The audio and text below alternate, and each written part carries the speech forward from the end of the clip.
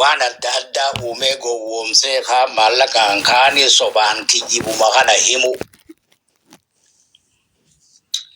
warra qabsoo irra jiru kana maqaa xureessee akka uummanni jibbu godhu uummanni ni beeka soduma isaaniitiif mataa qaqqabata malee keessisaa bilchoodha arraan tana Oromoon akka gaafa duratti sanii miti gaafa qabsoon eegalteemi akkuma ibidda dibaa lafa jala daaraa jala jiruuti ukkaamamee mataa malee gaafa su dhugaan sun dhufte ni baqaqa.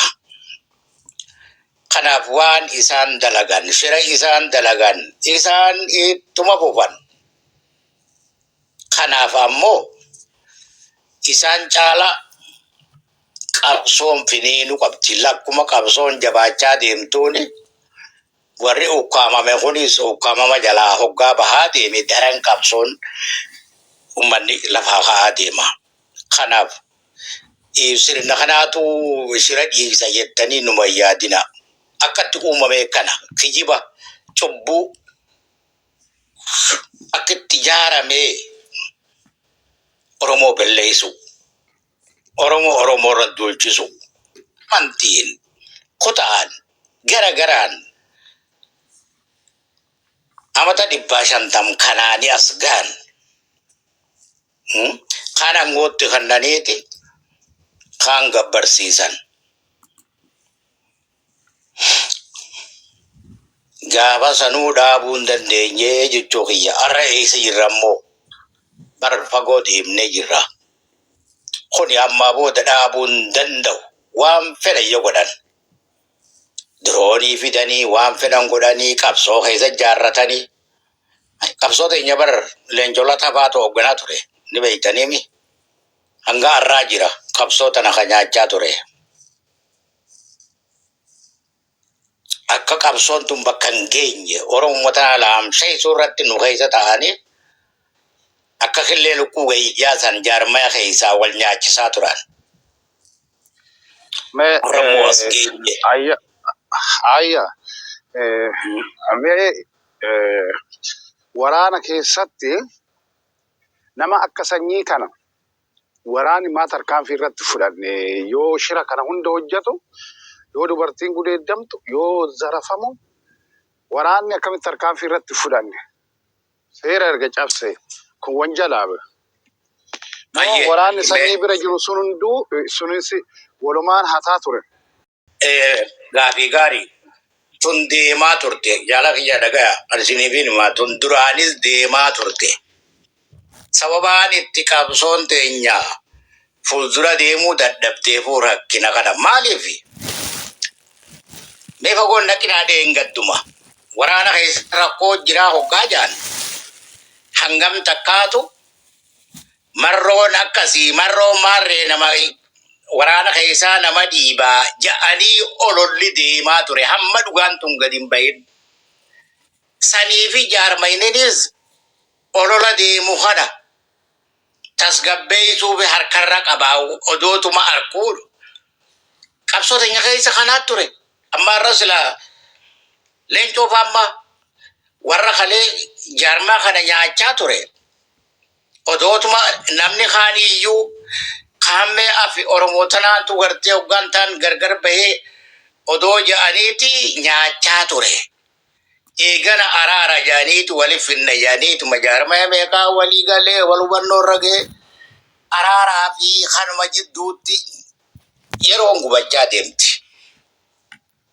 Ankan itti amanu waan biraatii akkuma ati magaafii kaafte kana namicha badii qabu karaarraa maysanii imalatti fufuudhaan jaan.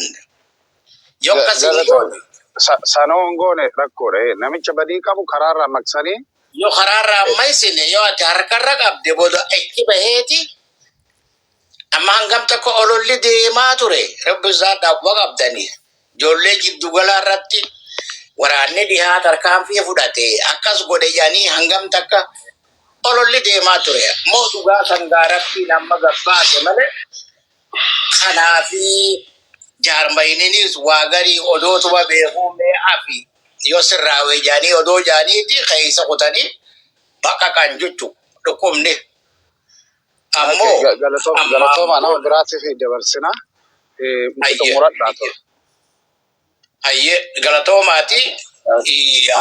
Waa'ee ololofaa dilas itti rakkatinaa jechuu kiyya sirna kanaatu akka itti uumame kana malee hin jiraatu. Yoo Oromoo waliin dha'e malee ammoo dhugaanni mootii jabaadha. Galatooma. Ijoolleen amma jajjabduun laala wanta ta'e mee dura duubatti deebi'aa ta'u laala. Nama taraa tiiktookara irraa qabee hanga nama jajjabaa nama baratetti maal jechaa turan. Namni tokko ijoolleen hooggansarra jiran asii Tuulama keessatti gaafa wareegaman jaalmarroota akkas godhe. Wallaggata akkas godhe. Kana ololli akkuma jiruun kana ture. Garuu jaalbooruun eenyu biratti wareegame? Jaalsanyii waraana jaarsanyiin hoogganu biratti wareegame. Achi keessatti wareegame. Garasuun dheengadda osumanatti haasa'u ol jiraa garasuu osumanatti haasa'u rakkoon nurra ga'uuf jedhee osumanatti haasa'u jaalsanyii bira akka jiru. Ragaadhaan immoo ani wal qunnamtii waggaa 8 beeka gurbaa kana. Footoo isaa waliin ka'anis. Innaa waan akkasiisantu ture. Eessatti wareegame mucaan kun? Isa biratti wareegame jechaadha. Wareegamne hin ajjeese jechaadha. Innaa mucaan kaayyoo nama qabu. Warra namoota kaayyoo irratti amananii keessaa ajjeesu. Eenyudha mucaan obboleessi jaalbooruu? Eenyutu ajjeesise? Jaalsanyii mataa isaa dhaabnis kan beeku tan ajjeesise. Ijoollee turkute achi keessaa ijoolluma waliin mucaan birgeedii ajajaa obboleecha jaalfiiga moo eenyudha maqaan isaa? Isa tan ajjeesise eenyudha? Jaalsanyii ajjeesise jechaadha. Ijoolluma bakka tokkotti dhalatan ijoolleen isa ajjeeste. Maaliif jaalsanyiin diina irratti dhukaasii kinoo asii diinni dhufee jedhanii dogoggorsee jaalsanyiin waraana bilisummaa Oromooti irratti akka dhukaasu godhe mucaan. Mucaanis hin beeku akka san ta'e. Halkan waan ta'eef yoo ganama bira gaanu ijoolleen tarma isaaniiti. Akkamitti jaala irratti dhukaasii jetta jedhanii qawwee walitti garagalfattee jechaadha ijoolleen. San keessa du'e. Maal jedhan jaalmarroota ajjeesee jedhan. Jaalmarroon ajjeesee warra hordoftoota baay'ee qaban warri faannoo faanti irratti hirmaatanii turan ani Oromoodha jechuudhaan. Olola kanatu deemamaa ture. Mee namni jabaan tokko waraana bilisummaa Oromoo keessaa wareegame. Tuulama Afarsii keessatti wareegame. Jaalmarroo jedhu. Dubbii waa'ee jaalmarrooti miti. Dubbiin Oromoof Oromoo walitti buusuu. Akkasii jechaadha. Amma immoo amantaadhaan gadi dhufanii har'arraa sagantaan isaanii har'arraa eegalee. Ajandaa diyaaspooraadhaaf uumuu fi ijoollee jajjabduu isatti amanuuti ajjeesee diyaaspooraadhaan jaalmarroo ajjeese jee akkuma ati jette ajandaa uumee fi burjaajii uumaa turetti fufe. Kanatu ta'aa ture. Amma yeroo sanitti namoonni burjaajaa jiraachuu danda'a. Har'a homaa maal jedhu? Har'a yoo iccitiin kun hundi gadi bahu, iccitiin akkamitti gadi bahe? Ani baatii dura tan mootummaa keessa taa'eetoo Tuulama keessa taa'edha. Tuulamaa ajjeesisu, assaamsisu Jeneraal Haayiluu Gonfaati Abbabee Garasuu jedhee viidiyoo illee hojjedhe. Kana isinis hin beektu. Akkasuma immoo Biraanuu Juulaa gadi ba'ee Jeneraal Haayiluu Gonfaatitu waan kanarratti hojjechaa ture. Haayiluu Gonfaa mootummaa keessa warra hojjetu jechaadha. Biyya alaati immoo Jaalsaamiyaa fa'aa, Jaalaashaa fa'aa, Loogaawut PP ayyaanaadhaan hoogganamu. Hundi isaaniitu ayyaanaadhaan hoogganamu jechaadha. Isaan gara kamiini? Gara propagaandaatiin. Propagaandaan isaan immoo waraanaaf waraana walitti buusuu ture. Hin beektu isin waraanaaf waraana walitti buusuu ture jechaadha. Innaa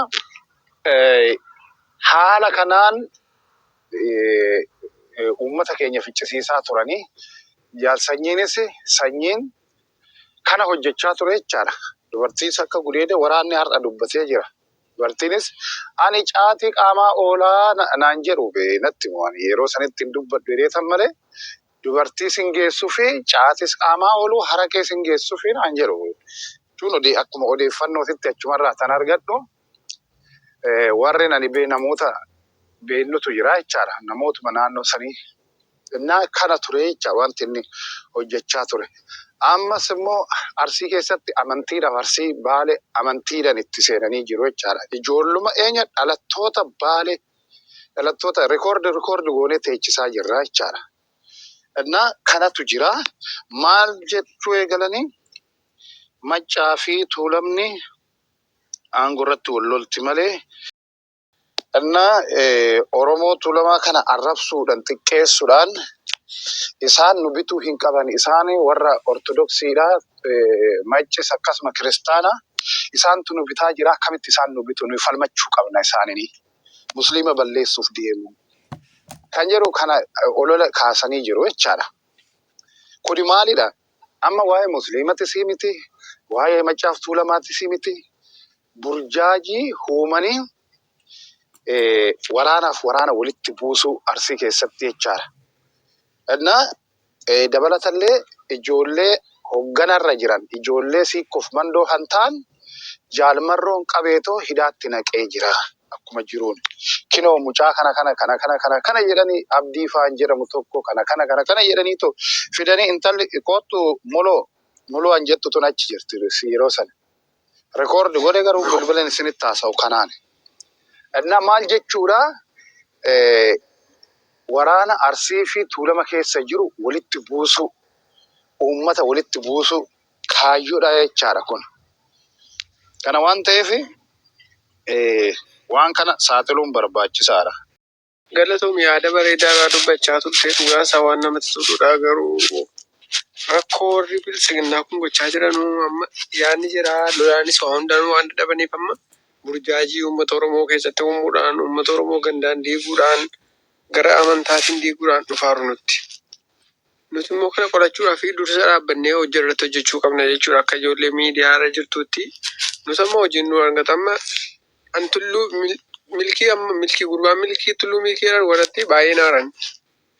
Ani waa tokko boroo beleen dhugaan sitti piroofaayilii jaalmarroo piroofaayilii qabsaa godhatanii dhaqanii waa'ee amantaa nama dubbatan tokko rakkoo qabu beekudha. Amma inni guyyaa baay'een arginamu. Kun sirrii miti waan akkanaaf haatti mi ifama yaa'u waa'ee haasa'uu barbaade miti waa'ee amantaa haasa'uun arge piroofaayilii jaalmarroo godhatee haasaa amantaa kirikkirii amantaa isaa uummataa wajjin karakkaruun arge wanti kun sirrii miti. Kana bakka amantaatti bakki siyaasaa waa'een uummata keenyaa fi waa'een qabsoo kubaasaati.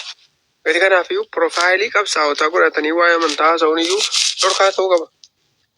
Tulluutti itti haasuraanii jarri kunii mootummaa hojii waliigalii hojjechuun jira har'a miti kan jalqabeen. Ani roobelee wallahi isa dhugaan sitti haati manaa koo intala Tuulamaatii natti miti gocha naannoo sanyiin hoogganuu kana jiraatti.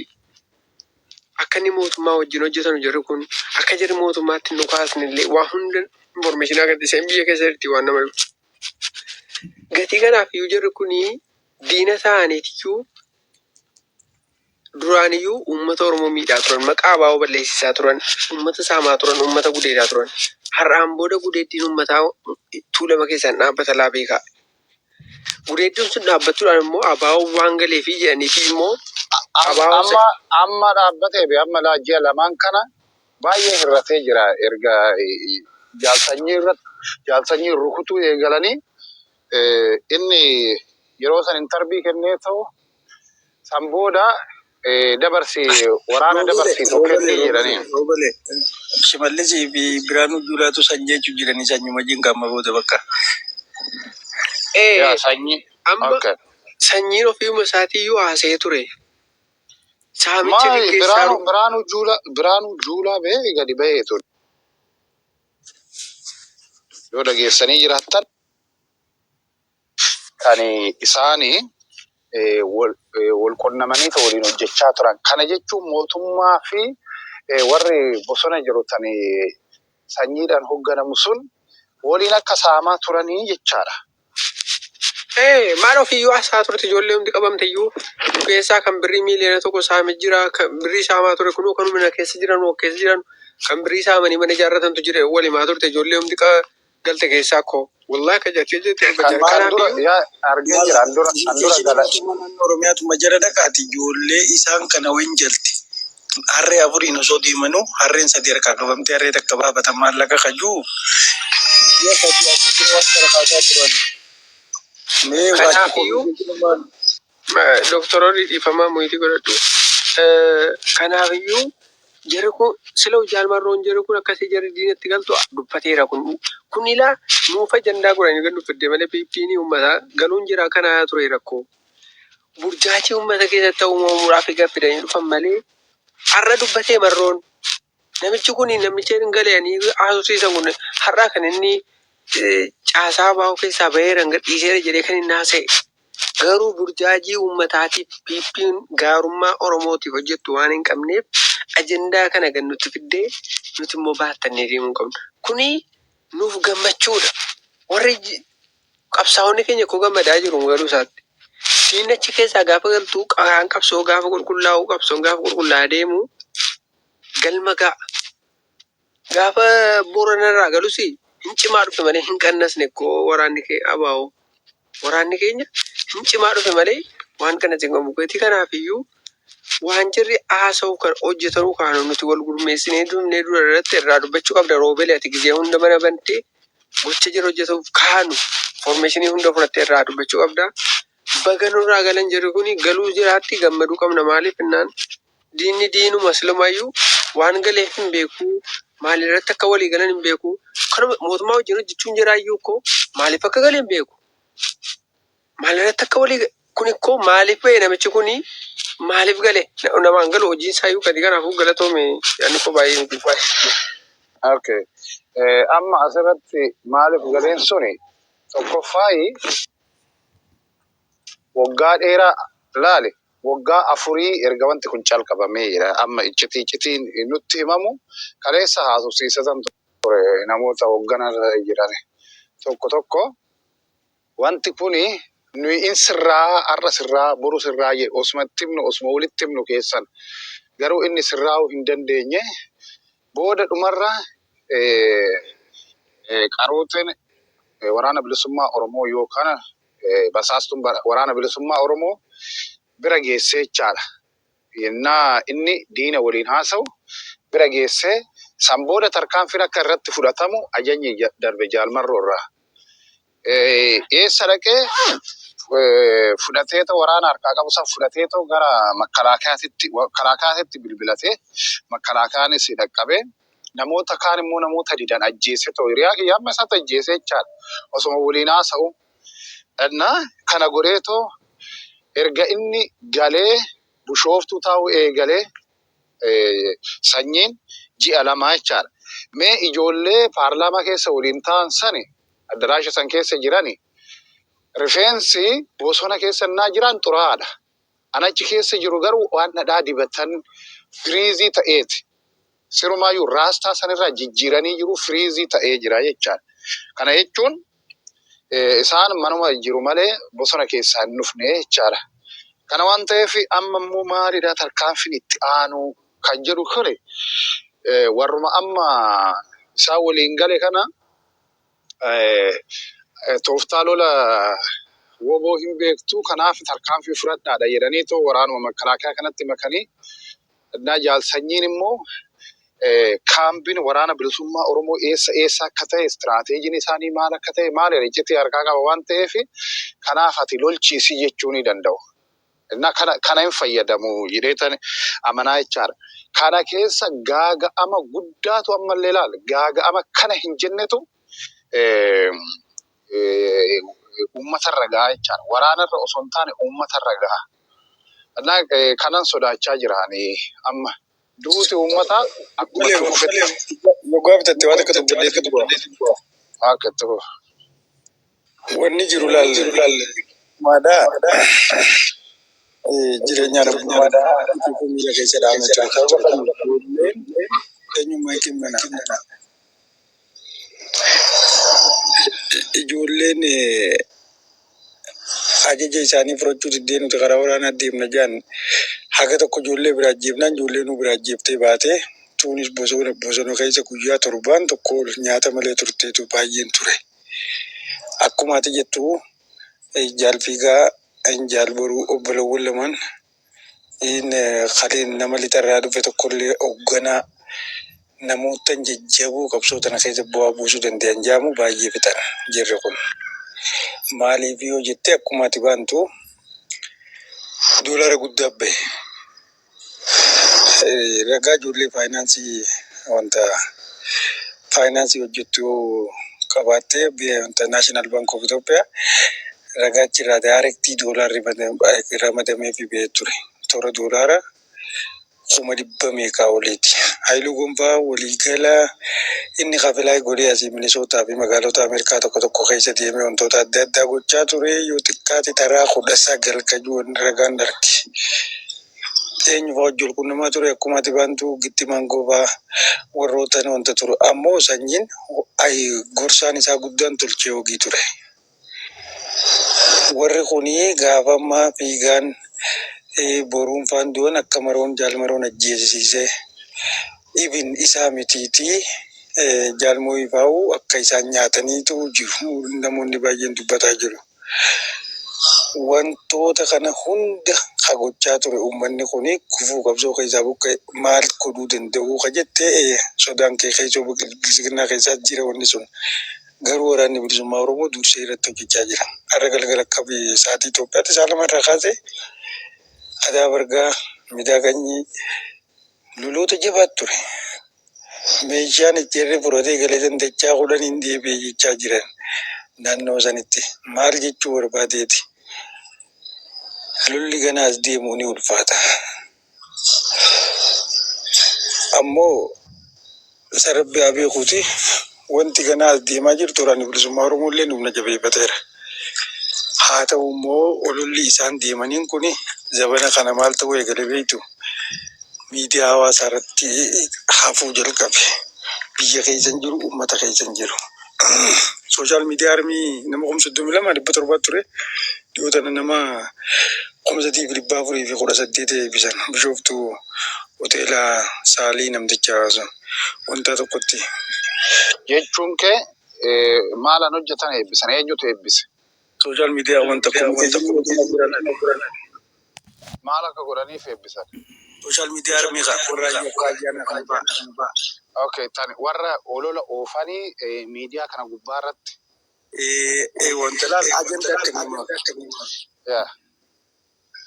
Ani ragaan harkaa qaba beesanii fi ragaa guutuun harkaa qaba ijoollee san keessa jiran ofii baanii an dubbatan.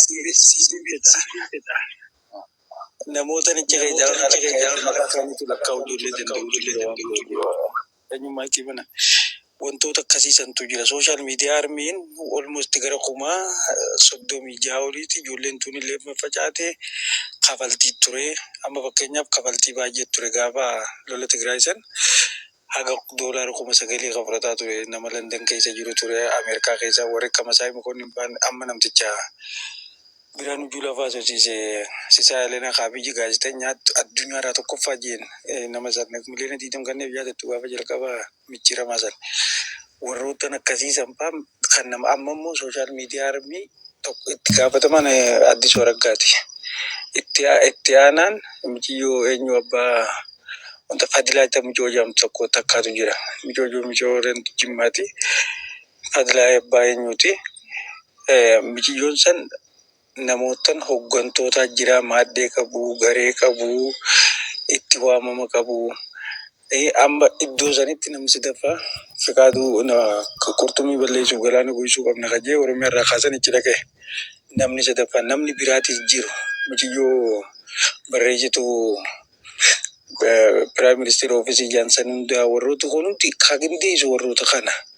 Sooshaal miidiyaa armiin amma yoo biyyoota alaa jiraatirra filatamaadha. Biyyoota keessaayis adeemsa laayinii irra kaayan biyya keessatti immoo inni milkaa'uu hin dandeenye jaanii dhiyoo kana qorannoo irra turan. Bishooftutti hoteela riisortiittis wantoota baay'ee tokkotu ture. Garuu amma isaan eessarra milkooyinaa jaaniiti baay'ee wantoota turan.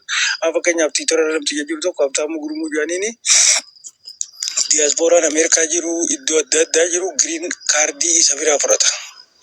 imbaasii Ameerikaa keessa taa'ee namoota akkanaa kanaaf ajandaa naa barreessii jee itti kannaa fakkeenyaaf jireenya rayyuu barreessuu barbaade roobalee rayyuu barreessuu barbaade tiwutarri isaa veerifikeeshinii qabaa barreeffama dheeraa barreessaa imbaasii Itoophiyaa keessaa barreessaniif isaan kanaaf warroota akkanaa giriin kaardii Itoophiyaanistoota walitti qabatee olola oofaa ture sun illee jalaa dadhabaa deemaa jirti.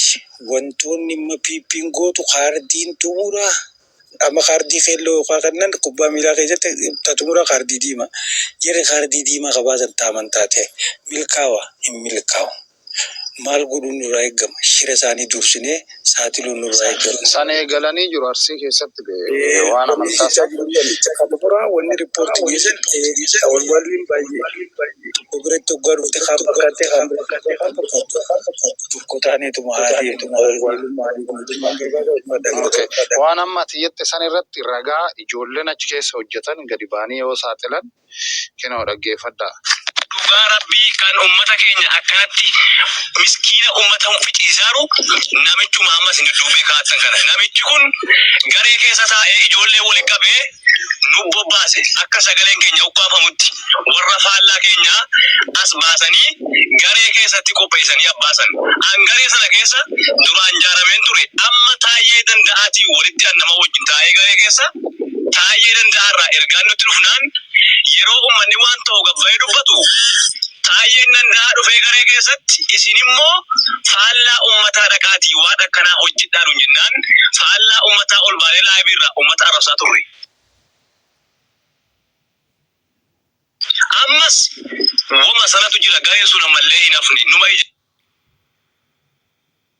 ijaaranii jiran isa amma dhugaa rabbii warra ammaas baheetti jooti jaanee dhugun garee zoomi ijaaramanii achi as ba'an yeroo dhumaan nu jedhan lafa fudhattuu nu jedhan lafa fudhattanii dhanannee garee keessatti zoomii keessatti ijaaramnee wanni hunda achitti nutti kennama boo isuma dhugaan jiru kana dhugaa kana beekani bara dubbichi dhugaadha garuu adeemsa keenya keessatti gufuunu ta'a isin gabbaatii kan hojjedha hojii keessan immoo isin lafa kennama jennaan wallaahi ammas waanuma sanatti dalagamaara tijjaanii warri faarsaaru warra kanaan ijaarame angaritti ofii kootiifan ijaarame duraan keessaa bahe dadhabee mataan na dhukkubnaan yoon xiqqoo dhaquu ture eessa dhaqe fidaa jennaan barbaadamee naqa naagamnaanan dadhabee garitti keessaa zoomii kana gadhiisee keessaa bahe nagaa gooti nama godhee fi isa dhugaa rabbii lafti jaraas wanni naa kennanis na taafu dhugaa rabbii ammas waanuma sana jirti isii kana immoo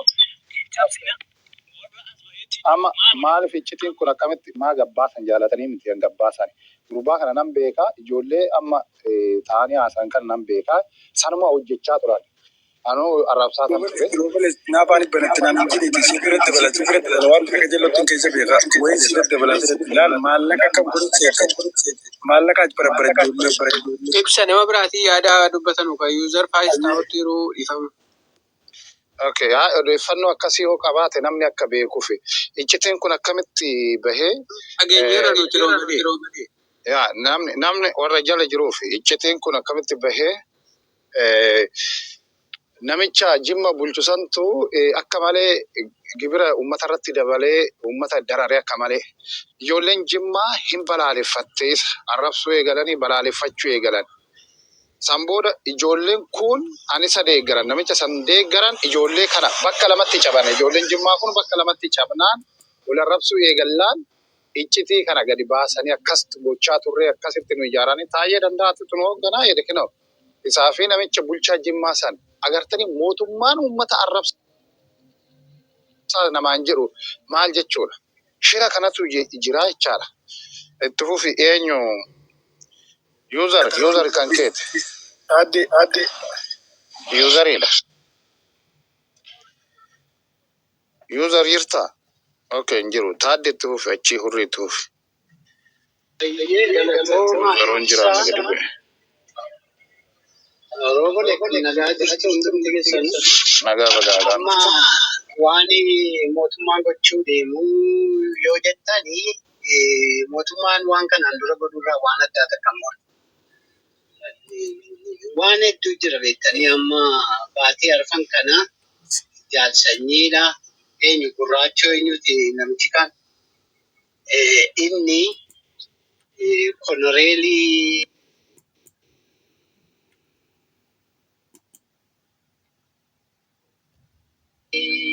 mootummaa waliin ta'ee zuwaa asoosti hidhatanii waraana kana tumaa turan baatii afuriif. Yeroo darbe Amboo jalatti ijoollee har'a keessaa galchan kana wanna geessanii fi turan huccuu rasaasa meeshaa. Jennaani ijoolleen nuun kanaaf hin baane jettee ijoolleen hanqii haftee jalaa baddee deemtee jechuudha. Amma sanyii bakka leenjii tooftaa lolaa beektaa yoo jedhanii geessanillee sanyiin waan addaa waan godhu tokko illee hin qabu. Bu'aa buusan takka illee hin qabani. Amma dhuguma dubbanna yoo ta'e waraanni har'a isaanii viidiyoodhaan agarsiisan kuni dhuguma waan isaan godhan kanatti itti amanee galee no.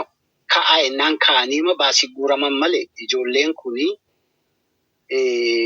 hooggansa waan hooggansa qaban hooggansa sana dhaga'aniituma ka'an malee waan kiyyoo isaanii qophoofte atuu itti yaadin geessan. Ilaalta akka gaarii ilaaltaniitti yoo ta'e ijoolleen kun irra guddaa meeshaa shulkeettii moo maal jedhan durii tokko argitanii sana of harkaa qabdi. Meeshaan isaan dur qabatan harkan jirtu. Kun jechuun kaampii keessa turanii bakka takka walitti qabanii meeshaa isaanii irraa guuraniiti meeshaa dudulloomtu nutti dhukaasuu hin danda'an jedhan itti kennanii as fidan malee meeshaa durii hidhataniin hin dhufne ijoolleen kun ilaalaa irra deebi'aati. So sanyiis ta'e jarreen amma cittee galte kuni yoo gabbaanii olola ololani olola ololuu danda'u. Sanarraan kan hafe waan addaa miidhaa waraana kanarra geessisu isa jedhu ani yaadan qabu. Sanyiin ofiinuu nama mataa isaatiin tocho'uu danda'u tokko miti. Namni utubee qabee fuudhee deeme Shimallis Abdiisaa akkuma argitanii. Kanaafuu sanyiin homaan fidu garuu rakkoo isaan fidan tokko warra kaleessa tiishartii maxxansee isaanii hiraa ture. Warra magaalaa Finfinnee keessa jiraatan, magaalaa Amboo jiraatan kanneen warra dur maallaqatti geessaa turan, jarri dhaqanii maallaqa irraa fudhatan, warra walumaa galatti dhiyeessaa fi turan sanatu gaaga'ama. Jara kanarraan kan hafe rakkoo takkitti uuman tokko hin qaban roobaleen kanuman jira kallattii. Galatoom waan kana na yaadachiiste duratti warri biltsiginnaa kuni maal jedhu laale jaalsanyiidha biyya alaatiif ka'ee biyya alaatii calqabee Finfinnee keessa namoota dhuunfarraa calqabee mootummaa keessa iccitiidhaan rasaasa akka jaalsanyiidha geechaa turan egaa qabsaa'uma dhugaatti fakkaate kana dura namoonni sun hundi isaanitu akka qabaman Piippiin duratti dubbatteerti mana eenyu loogaawut san keessatti dubbatanii jiru jechaadha. Hundi isaanitu akka qabaman erga qabamaniin booda ammoo tani ajjeefamanis tan rashanaman tan mootummaa keessa jiran laala. Waraana mootummaa keessa ajajoota laala jeneraalota maal kun tan wal qunnamtii waraana bilisummaa Oromoo yeroo san dhugumatti fakkaate ta'u sanyiidhaaf meeshaa ergaa turan rasaasa ergaa turan akka qabaman duratti dubbachaa turan. Ammallee Finfinnee keessa taa'anii too warri gargaaraa turan carraan isaanii ajjeefamuudha. Waraana keessa hin jiran suni guutumaan guututti rashanamuu jechaadha. Suni shakkii tokko hin qabu. Kana tan goosisu eenyudha? Sanyiitu kana goosisaa jechaadha. Okay. Hurri kan keeti. Ibsaa galtee miti gadi buutanii. Galatoom abbaa gadaa. Ani ni abbaa gadaa dhiifama naa godhiiti. Maali afaan inni biltsiginnaa deeggaruu didee abbaa olii deeggaruu dide beekta abbaa gadaa maal akka ta'e beekta.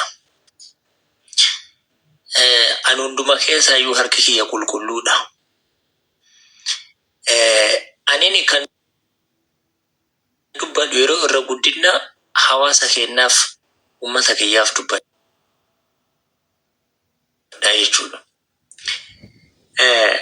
Wanti asiin nu gahe illee alagaa komachuun faayidaa nuuf hin qabu Oromootiidha. Ufimaa wal fixaa jira. Yes, ufii wal fixaa jira. Haga dugda duubarra deebinee yoo of laalle haga shira walirra cixannu osoo alagaa diina Oromoo irratti odoo shira xanne yoo tana eessa geennee jirra. Bakka guddaa geennee jirra Oromootiif. Qottotu mukatu hiriira nagaa ba'e.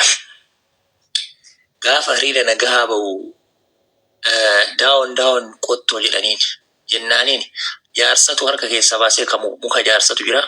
Meeqoo yaa uummata koo jedheen maali jedhaniin taragaggaa jennaan eesh jedhan. Jaarsichi akkana jedhe. Qottoon maal nu goote qottoon uumaan hin goone jallata makiinna itti diraniiti nuun ciraa jiran malee qottoon addatti humna qabaattee kan hojjirtu tokko hin jiru jedhaniin. Maallaafi yeroo waa'ee Oromoodhaa keessa deebinee ilaalle ilmaan Oromoodhaa wanti isin asitti dubbatan kana Oromoodhaaf malee yookaan fedhii dhuunfaa keessanii fi miti akkana dubbataa jirtan. Fedhii dhuunfaadhaa eenyumtuu hin qabu jedhee yaadaan akka kiyyatti jechuudha. Isin amma asirratti dubbattan hawaasa kootiif ilmaan Oromootiif haadha abbaa kiyyaaf mee wanti gaariin karaa kanaan ta'a jettanii dubbattan malee yookaan dhibee biraan qabdan. Isinis akkuma nama kaawwanii jiraachuu ni dandeettan. Rakkoon kenna ilmaan Oromoodhaa osoo nama akka sookiddaa dadhabanii ilaalanii qabsoon Oromootuun illee silaa akkanaan tabalashaatu akkanatti olii gad diddiigamneeti waliin nyaannu akka waraabessaa jechuudha. Rakkoon kenna alagaa jennoo alagaan waan hin goone. Waraanni adda bilisummaa Oromoodhaa yoo dhugaa dubbanne akka of barree ilmaan Oromoodhaa dammaqaniiti akka Oromoo taanuu kan godhe waraana kana. 1969 keessa gaafa dhaabbatu ilmaan Oromootiif gootonni meeqni waraana kanaan ka ilmaan Oromootiif jedhu lubbuun isaanii darbee manni haalaa qabu. Gaafa leencoo lasaadhaa Ihaapparraa filatanii waraana adda bilisummaa Oromootitti ergan atfa'u jedhanii ergan. Maaliidhaafi akka waraanni kun ol hin guddanneef jechuudha. Haa ta'u malee ilmaan Oromoodhaa yoo duubatti deebinee ilaalle waa'ee kenna kana iskaaniyaan illee fe'een fitu guyyaa guutuu waa'ee Oromoodhaa yeroo haasofne jechuudha. Garuu falli kenna maaliidhaa gaafa jenne an akka kiyyatti osoo rabbummaan godheeti wajjin teenne dubbanne an gammachuun kiyya kana. Odoo fallummaan nu dhalatee wajjin teenne dubbanne kun ta'a ammoo hin ta'u. Nama Oromooti hin ta'u. Marroo nama Abiyyi wajjin gartaa'ee dubbadhu yoo jette morma kutte malee hin dubbatu. Diinni garuu nurratti roorrisee nu fixuudhaaf sa'aatii 24 ilmaan Oromoo irratti hojjetaa jira.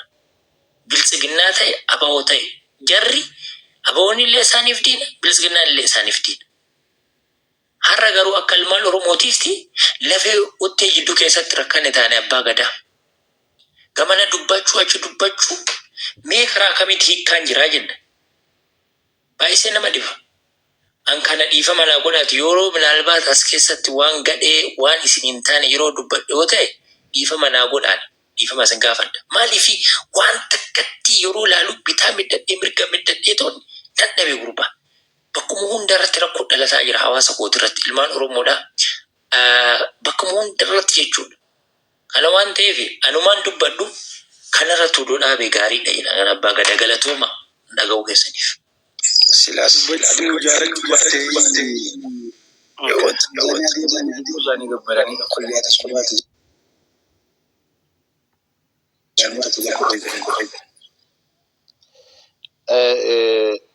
Okay. Maal eenyonni guyyaa tokko asliitu maal jedhee bilisoomnee jirra mootummaan kan keenya maalidhaa jedhee. Ji'a jaanguunne mootummaa abaarutti eegalee jechaadha. Masgiida nu harkaa diddiige mootummaan moraan kun maalidha jechuu eegalanii jechaadha. Orri waan ati jette dhuguma qabsoo Oromoo keessatti shiroonni baay'ee ni jira. Eencolota gaafuma bosona deemu san hayyuu ajjeesisee cimatti ba'e.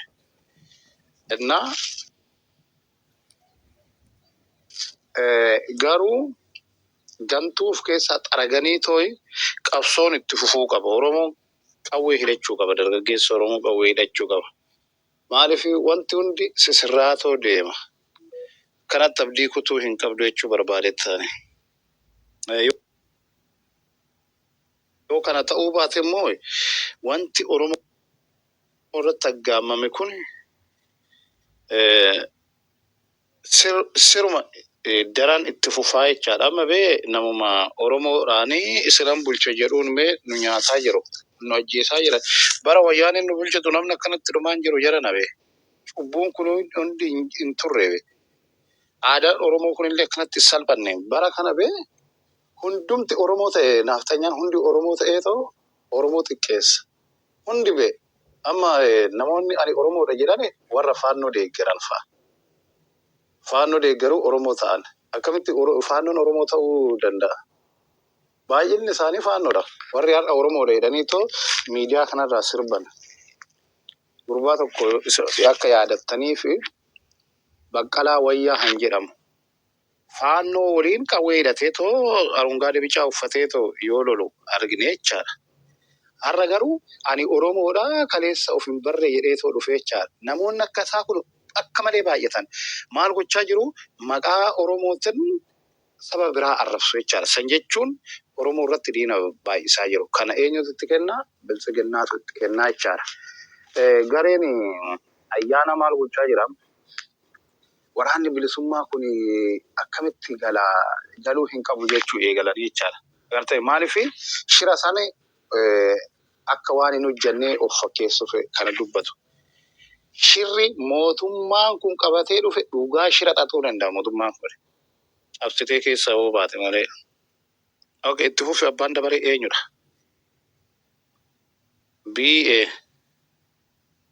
BA jirta?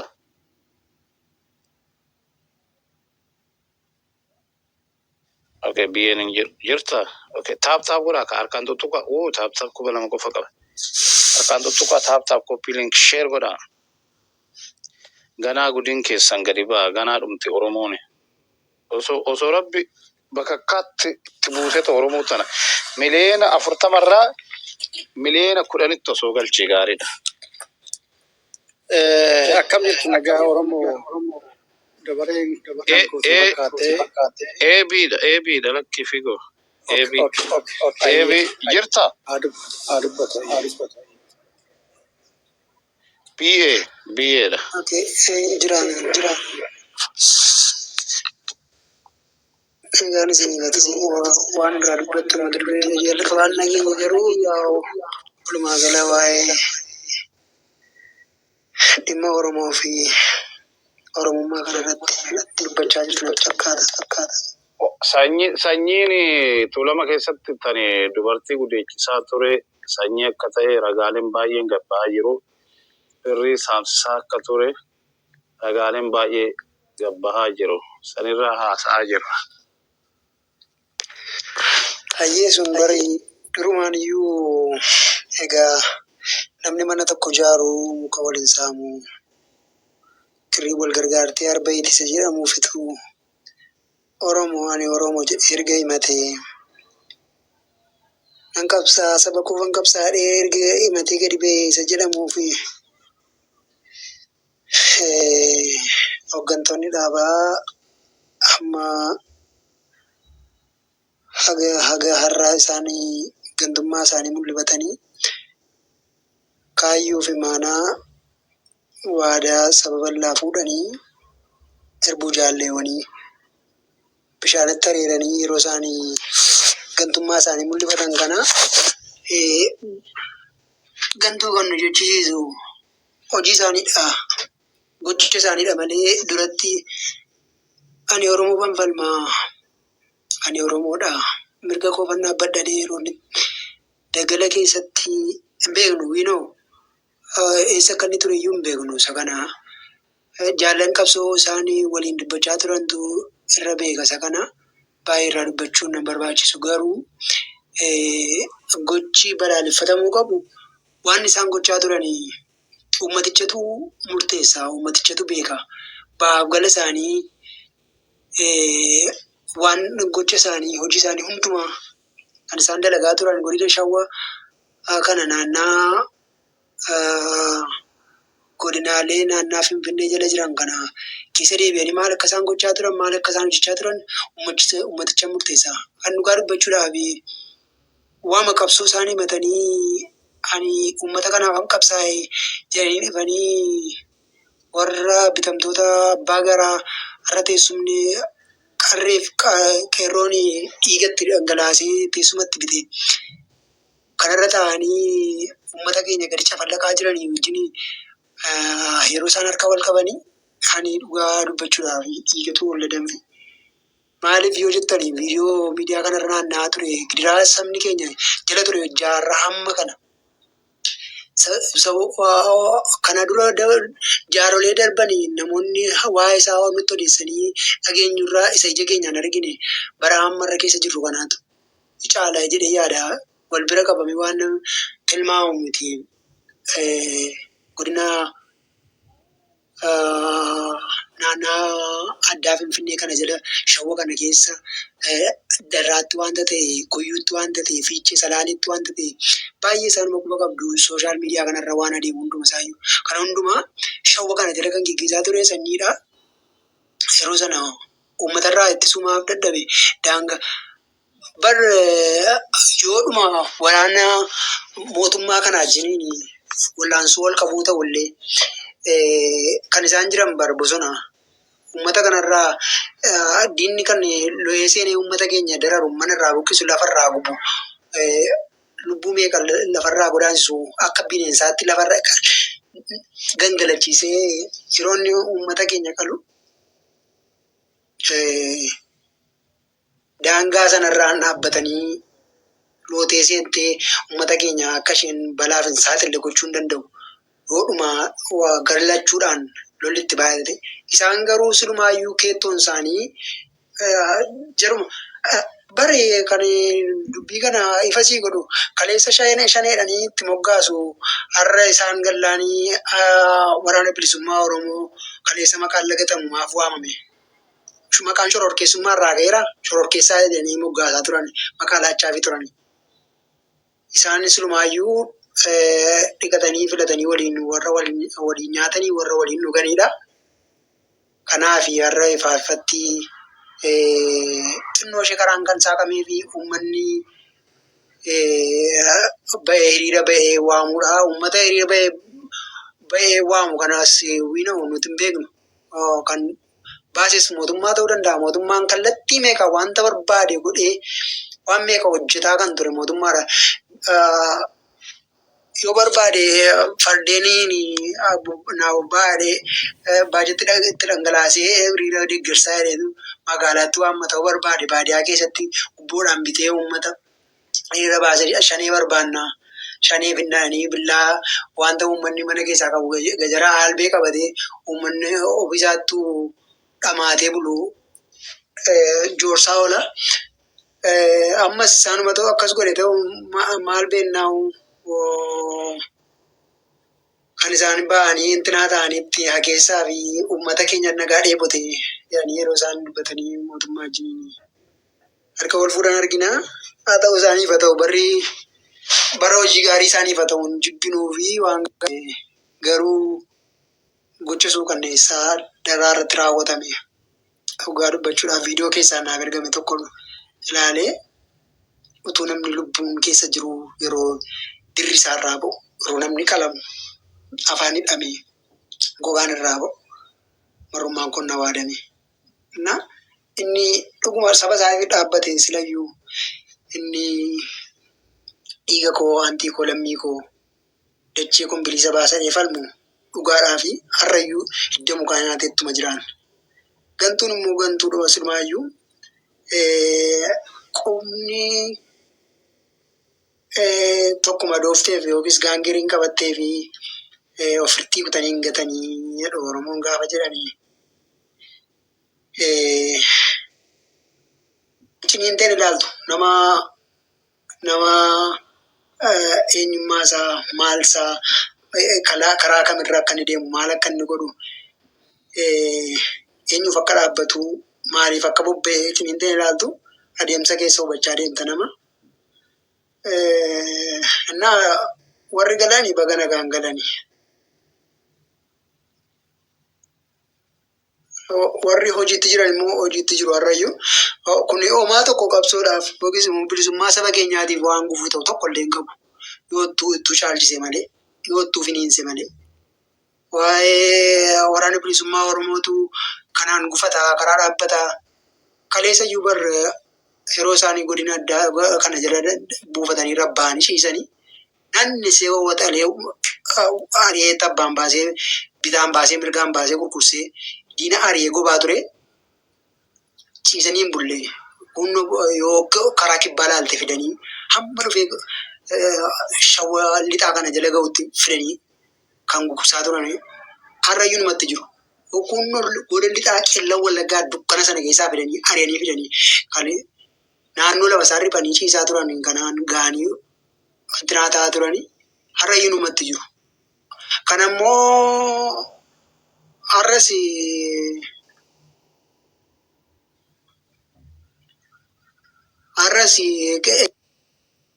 waraana kana faana dha'ee dhoofsisee lolee lolchiisuu danda'a. Sanyii kanaaf sodaatama. Gartuun isaa kanaaf sodaatama wanti jedhamu. Kaleessas galaniiru argineerra akkoo har'a miti. Har'a kan xinnoo ishee maqaa kaasise ajajaa olaanaadhaanii maqaan kennamee fi antinaa taa'amee wanta godhatee waan kuuffatee yeroo garaa sagee yeroo inni itti ganetti miti. Yeroo machi tureyyuu waan inni gochaa ture ijaaf jettiin argine har'as waan godhu hin qabu. Hidhaatti galanii kalees kan isaanii dhiisi kan warra kanaa dhiisi kan warra taankiin dura dhaabbataa ture meeshaan bira dura dhaabbataa ture miti. Jawaariin isaa meeshaa malee qotteessee isaan dhaabaa ture ala takkaatti isaan raasaa ture qilleensa kanarraani waan inni gochaa ture hin beektu garuu dhaqee otoo hin jaallatiniin sossobanii akka sangaa qalmaa fi didee soogidda dura qabanii akkasumatti hoosanii fidanii bobaa isaanii jala gaafa gaatanii kiyyoo isaaniitti galchatanii dhiimsanii biraa deebi'anii. Warri kunis kanumaaf deemu malee homaa tokko walumaan teenye ilaalla waan isaan irra ga'anii eessayyuu naqani. Waan na godhanii ergamatti kennaman raawwatan taanaan kan isaanis qallittii qilintoo isaan eeggata. Akkuma warra kaanii immoo yookiis immoo beektu gaa warra hidhaa mana keessaa jiranii baay'ee isaanii. Innaa waanuma akkasii isaan eeggata malee badaadhuma dhiibbaa godhan tokkoyyuu hin qabanii jechuu kan jedhee galatoomaa onaasaa isinitti dheeresse. Dhiibbaa manaa godha. Hi. I know yeroo baay'ee waliin dubbanneerra wanti kun waan irratti dubbatamus waan irratti qulqullaa'uu qabu baay'een sababa jiruu fi yeroo dheeraa fudhannee uummanni Oromoo hubachuu akka qabu irratti dubbachuun barbaachisaadha. Hedduu galatoomaa warri yeroo keessan fudhatanii kana irratti hojjetaa jirtanii.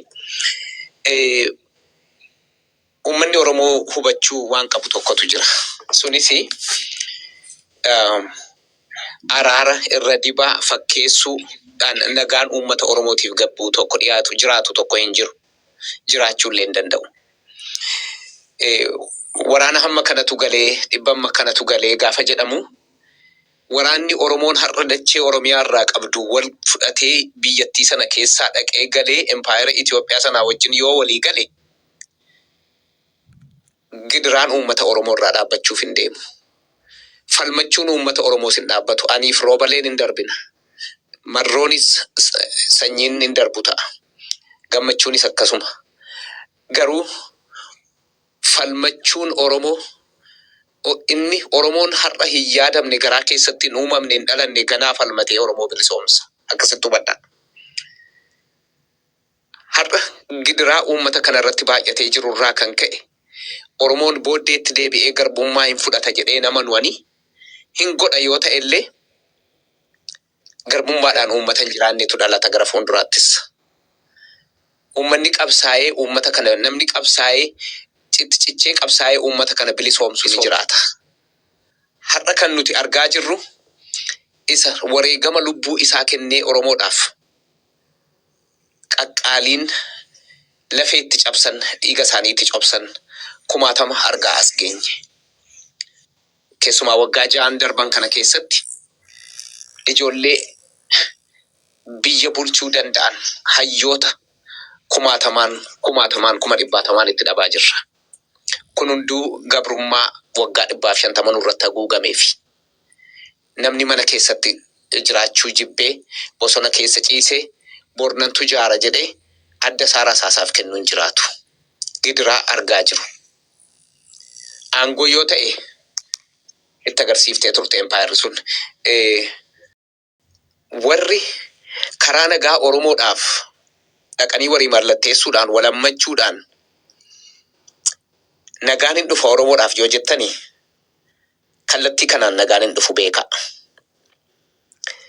Garboonfataadhaaf garbi tokko waliin haasa'uudhaan waliin mari'achuudhaan garboonfataadhaaf garbi tokko magarsa maal waliin haasa'uudhaan magarsa rakkootu jira irra deddeebitee banta moo siistamatu si rakkise.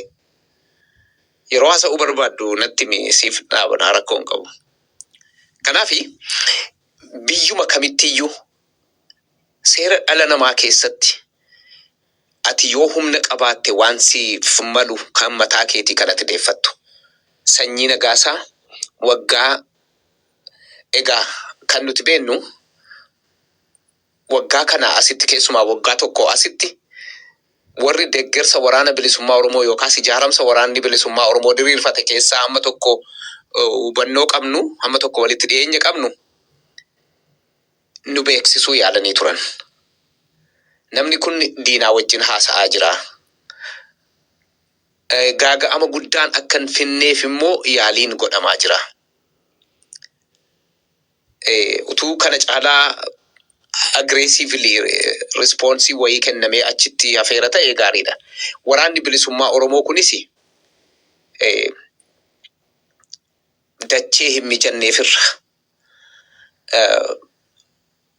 gamaa gamana ta'aniitu waraana kana tasgabbeessuu ijaaru nuti social media dhuma kana irratti illee kottaa walitti qabamnee nama wal ijaarree waraana kana bira dhaabbannu gaafa jennu lafarratti nama ijaaruudhaaf qilleensuma irratti illee nama ijaaruudhaaf amma wal ijaaruudhaaf akkam akka nutti ulfaataa ture argitaniittu. Haala hamaa keessa jiraatanii waraana zoonii 8 qabu hoggantoota birgeedii qaban akka kanatti kallattiidhaan ijaaranii nutti agarsiisaa jiru.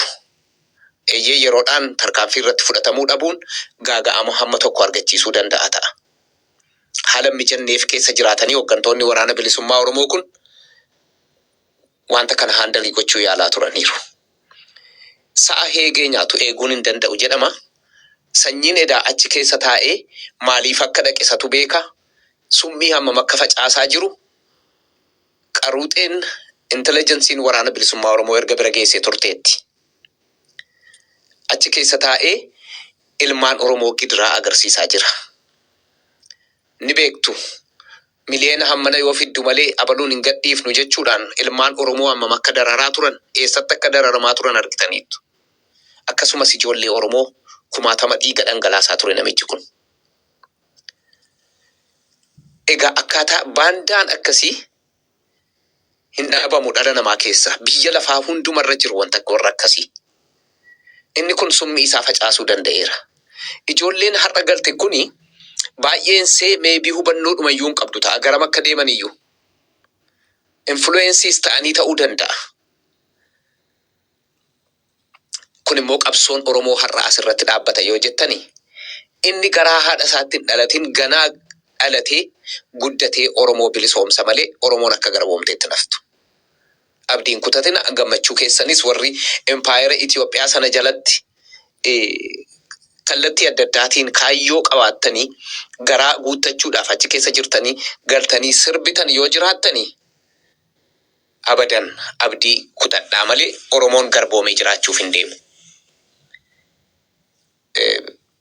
Hamma tokko wanti mijanne jiraachuu danda'a. Garaan keenya nu gubachuu danda'a.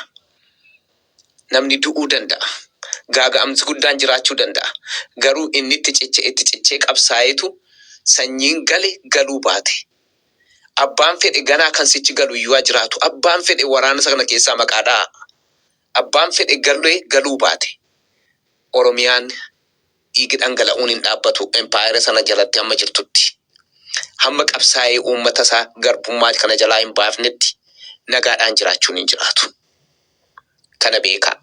Utuu jiraatee yeroo jeneraal Taaddasaa Birruu taabota lagatti itti baatanii kottu kana booda nagaatu bu'aa jedhanii jalqabee nagaan bu'a ture.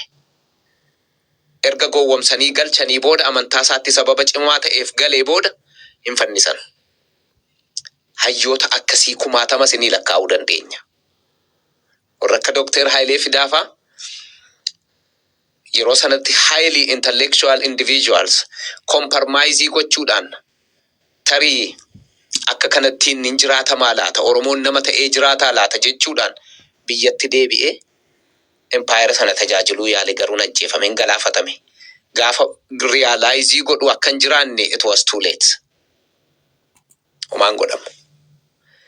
Empaayeerri sun ilmaan Oromoo dhiiga dhangalaastee qarxaf gootee nyaataa as geesse. Sanyiis borinuma nyaatti. Taayyees nyaatte. Nama Oromoof quuqama qabu hunda dhiiga dhangalaasaa as geesse.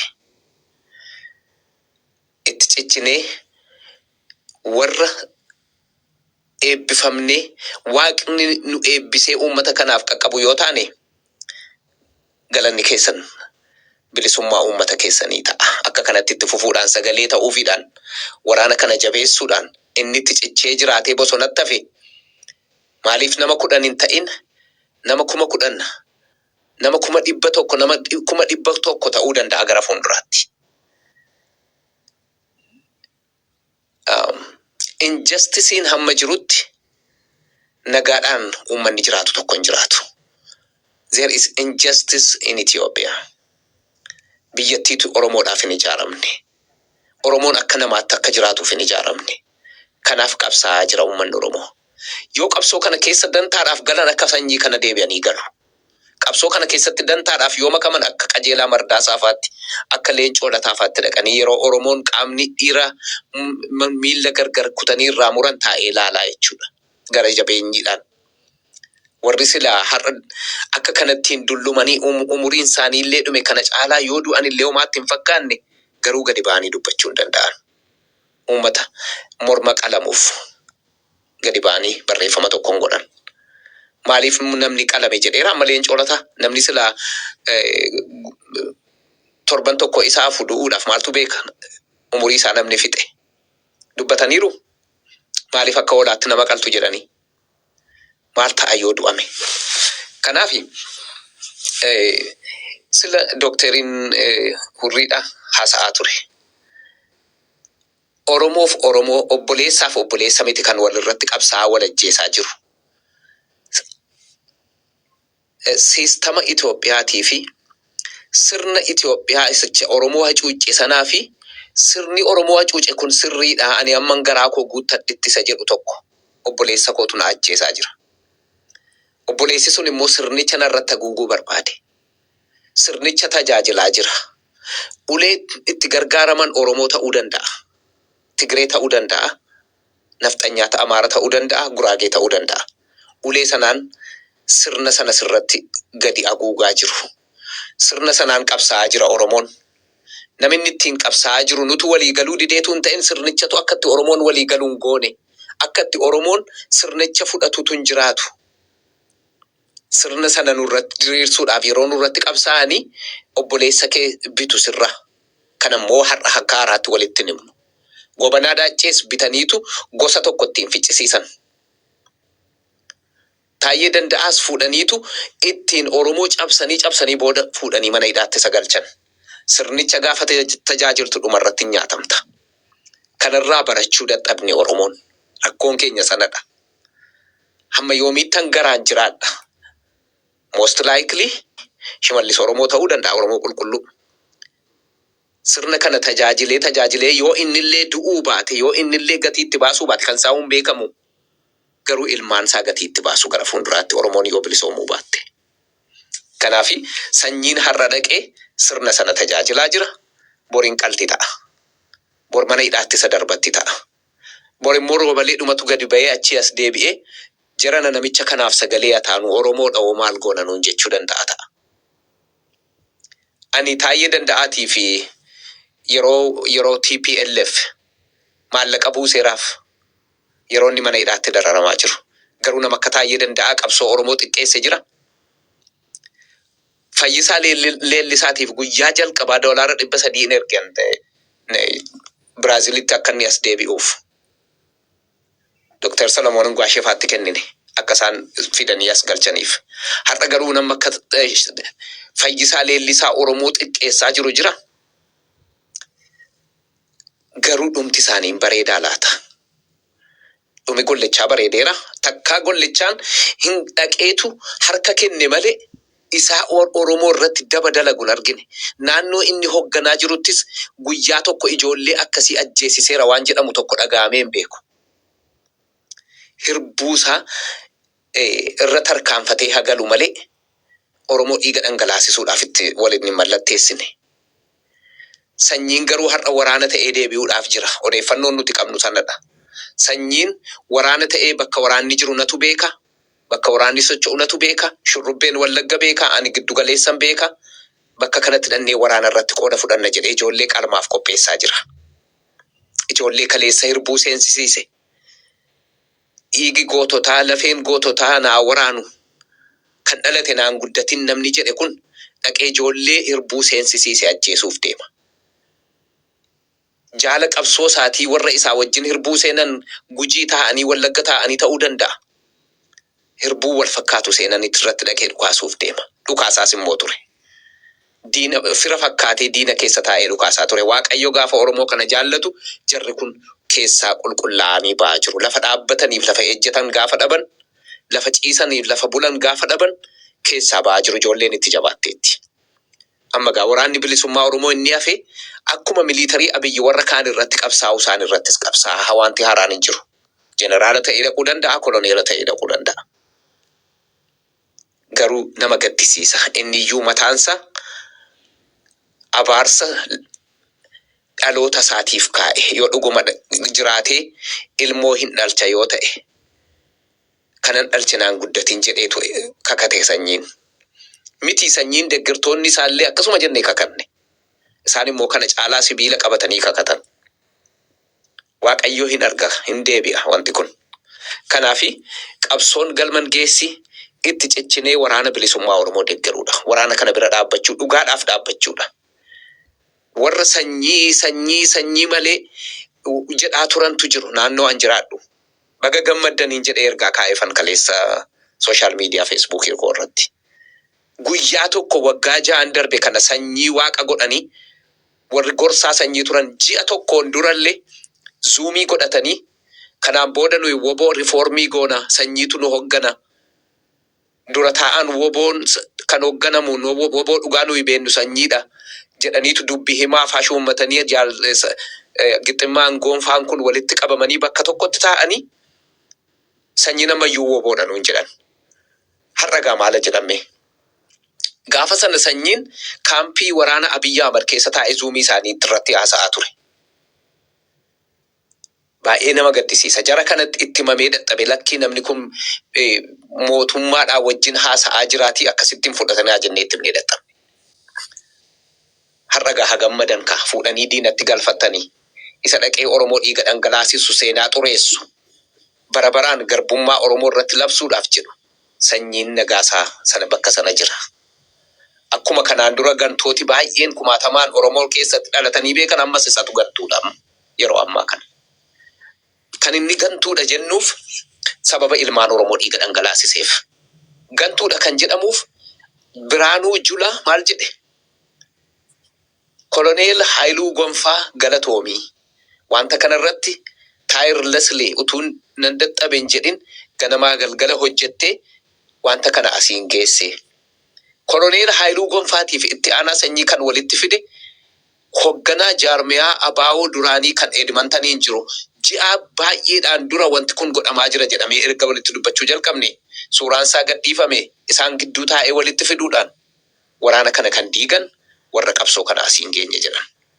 Beeka utuu beekanii seenaa xuraa dalagaa warri jiran. Warra kana gadi baanee sitti himnee dadhabne. Fuulaaf fuulaanis sitti himnee dadhabne. Lakkii waraana bilisummaa Oromooti. Ani waraana giddu galeessaa, ani waraana Harar, ani waraana Jimmaan jedhinaa. Jennaan waraanuma sana giddu galeessaa yoo fuudhanii mootummaatti galchan. Mootummaan isaanitti galchan immoo Biraanuu Juulaa viidiyoodhaan gadi ba'ee nuti faannoon kaayyoon keenya tokko jedhe afaan Amaaraatiin. Inyaanna faannoo ba'alamaa aandinnana. Inyaa aannittaalaam lamin inni waaggaalleen. Jiliidha namichichi akkuma maqaa isaatii jiloodha. Lamin inni waaggaalleen faannoo gaariinyaa inni waaggaamu. Ba'alamaa aandinan jedhe. Alaamaadhaan isaan tokkummaan isaanii sun alaamaa morma Oromoo qalu warra faannoo wajjin tokkodha jechuudha.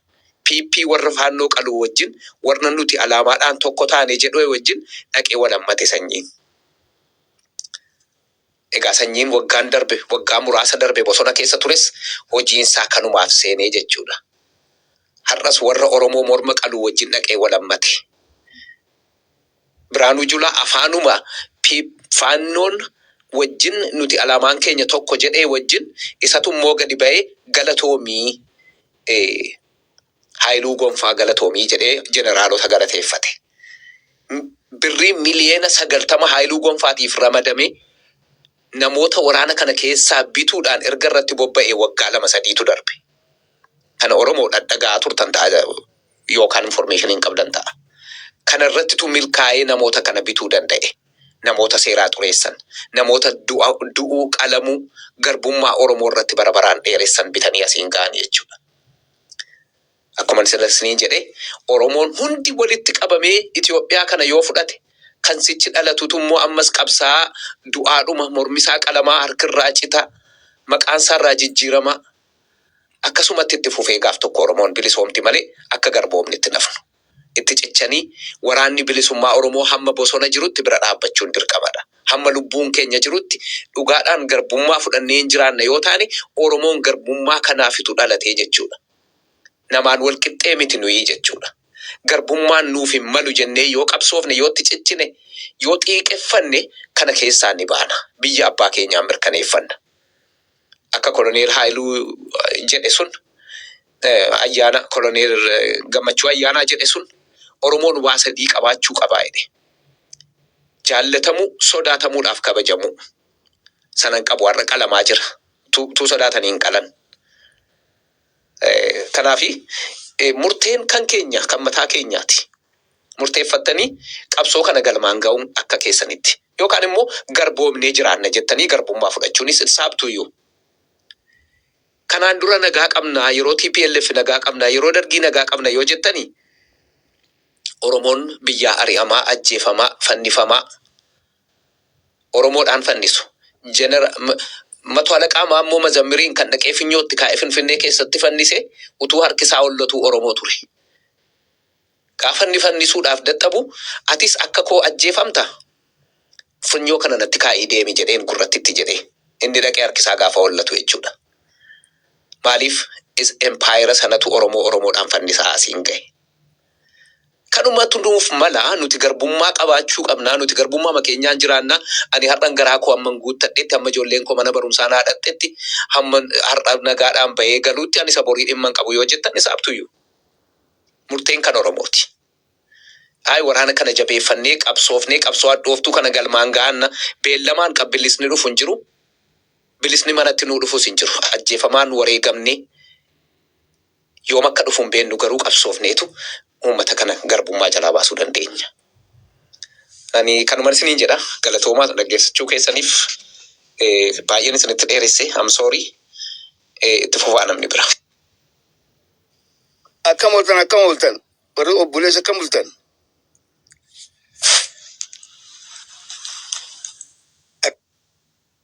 Akkam bultan.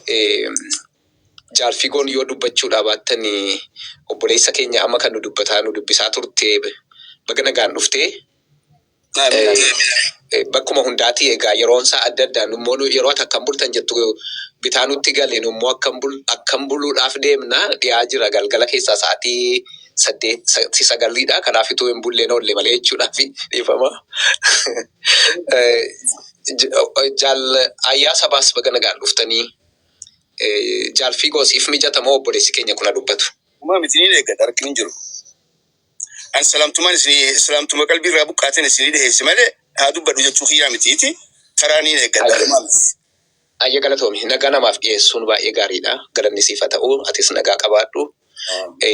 Yeroo miidiyaa kanarratti ol dhufnu ammallee akka carraa ta'ee namiyyuu dubbataa hin jiru malee akkuma ol seenneeni maayikii keenya cufannee teenyeetu yeroo namni mana geggeessu gad maayikii keenya banannee nama dubbifnaa ati nus illee akkasumatti nutti baru. Egaa waa'ee miidiyaa kana yeroo baay'ee namoota keenyaaf haaraadha. Miidiyaan kuni durgaa miidiyaa keessaan namatti bilbilameetu akkas goota jedhama. Inni kun hundumaaf ifa banaa sababa ta'eefitu sirna miidiyaa illee hin beeknu ta'a. Gara fuulduraattis akkasuma wal barsiisaa deemna jechuudhaaf waan jedhee rakkoon qabu. Ayyaa obboleessa keenyaatti dubbadhu gaana maaliif jaal fiigoonis dubbataa jiru. Ayyaa sabaa obsaati. Obboleessi keenya haa dubbatu waan irratti dubbataa jirru kana hubatteetta jedheetan yaada. Waa'ee galuu sanyiitiin wal qabatee qabsoon Oromoo kun garamitti deema. Galuun sanyii maal fakkaata kan jedhu tokko yaada waan waaqni si ibse tokko yaada kee kennachuu dandeessa obboleessa kee. Ana guratoome amma warri fiyyatti beeta egaa dispiriina ani beeta gun seenesinis waan dubbanne dhaamseetumaan seene beeta. Dhaamseetumaan seene waan takkalleen dubbanne salamtaa sin dubbanne ugaati fixattee aan fixadhe jettee suniin salamtaa isin dabarse malee waniin hin gartee egaa balleessaa takka kan hin qabuun see jechuudhaaf hin jee dura salamtumaan jee malee an haa dubbadhuu fi miti kan hin see salamtaa isin dabarse jechuudhaaf hin jee. Galatoomi egaa waan yeroo waan naaf hin ta'eef miti beeta. Taduraati ani waniin itti amanu amantiin tiya namni kun yaadni isaa akkuma fuula isaatti adda namni ilmoo namaatu. Ilmaan haadhaa fi abbaatilleen yaadni isaanii adda. Akkaataan itti fudhatanii sunis akka adda. Ani ammaan tana yookaan yaada keetii hojii faallaa ta'uu hin danda'a. Yaada kee sun deeggaruu yookaan deeggaruu baatus deeggaruudhaas ni hin danda'a. Maaliifi akka kiyyattiin yaada malee ani akka keetitti yaaduu hin danda'u. Kanaas beekuun barbaachisa dura jechuudhaaf hin jedhe. Odoon yaada kiyyan himne dura waniinis barbaani wal haasofneeti waan takka karaa nagayaatiin habajaadhaan haasofneeti odoo lolaa fi wal arrabsuudhaa fi wal waan ta'uu hin taane yaada namuutu yaada isaa gamanaa gamasii fideeti wal ta'uu danda'a. Namni yoo wal kabajee wal jaalatee garuu addaan hin dhaqu jechuudhaaf hin jedhe. Biitti suni namuutuufuu takka abbaa fedhee fullee takka akka yaada kiyyaatti. Afaan fedhallee dubbatullee takka amma nu dubbii jaallashanyitti haa deebinu amma dubbii achi dhaabee. Jaalsaniin kakateetii akkanatti kakatee dhiiga ilmoo Oromoo buusee akkanatti kun amma mangistitti harka kennee waliif illee dhaqee bikka isaan jiranis ni beekaa qaqqabsiisuudhaaf dhiiga ilmoo Oromoo jeessuudhaaf ta'a jettee amma dubbii kanumaa miti. Sun yaada keeti gartee jechuun kee anis yaadni kiyya taduraati habiibii kiyya yaa obboleessa kiyya bareeda yaa jaallee kiyya yaa hagartee afaan tokkoon obboleeyyummaa afaanii qabna yookaan obboleeyyummaa Oromoo qabna. Obboleeyyummaa Oromoo qabna. Namni kana jedhe jiru al tokko na dhaggeeffadhaa abbaa keenya.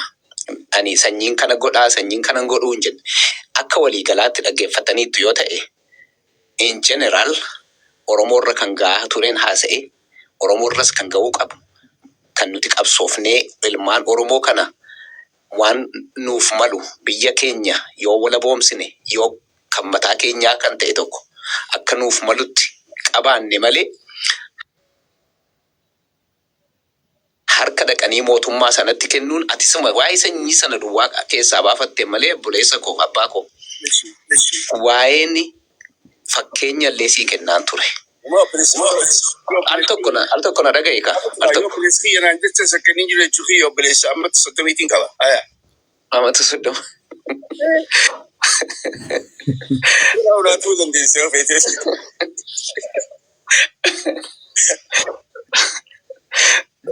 qabu. Ani mana geggeessu mee abbaan mana geggeessu yoo si dhagaa jiraate.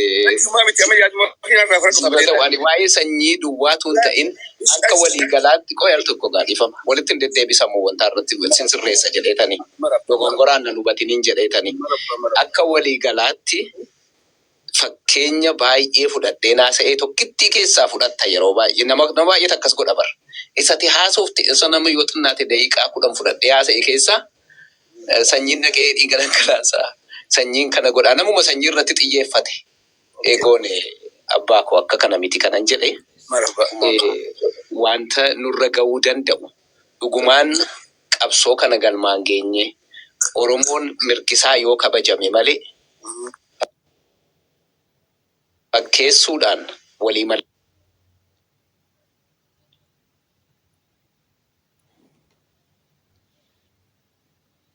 mallattee dheeraa sila goota abbishee garbaa gootummaan beekamu quba isaa nyaatee du'e maaliifan araaramuu yaali jira. Waa'ee sanyii duwwaa gixxin gootee kichi keessaan fudhatinii seen jechuudhaaf.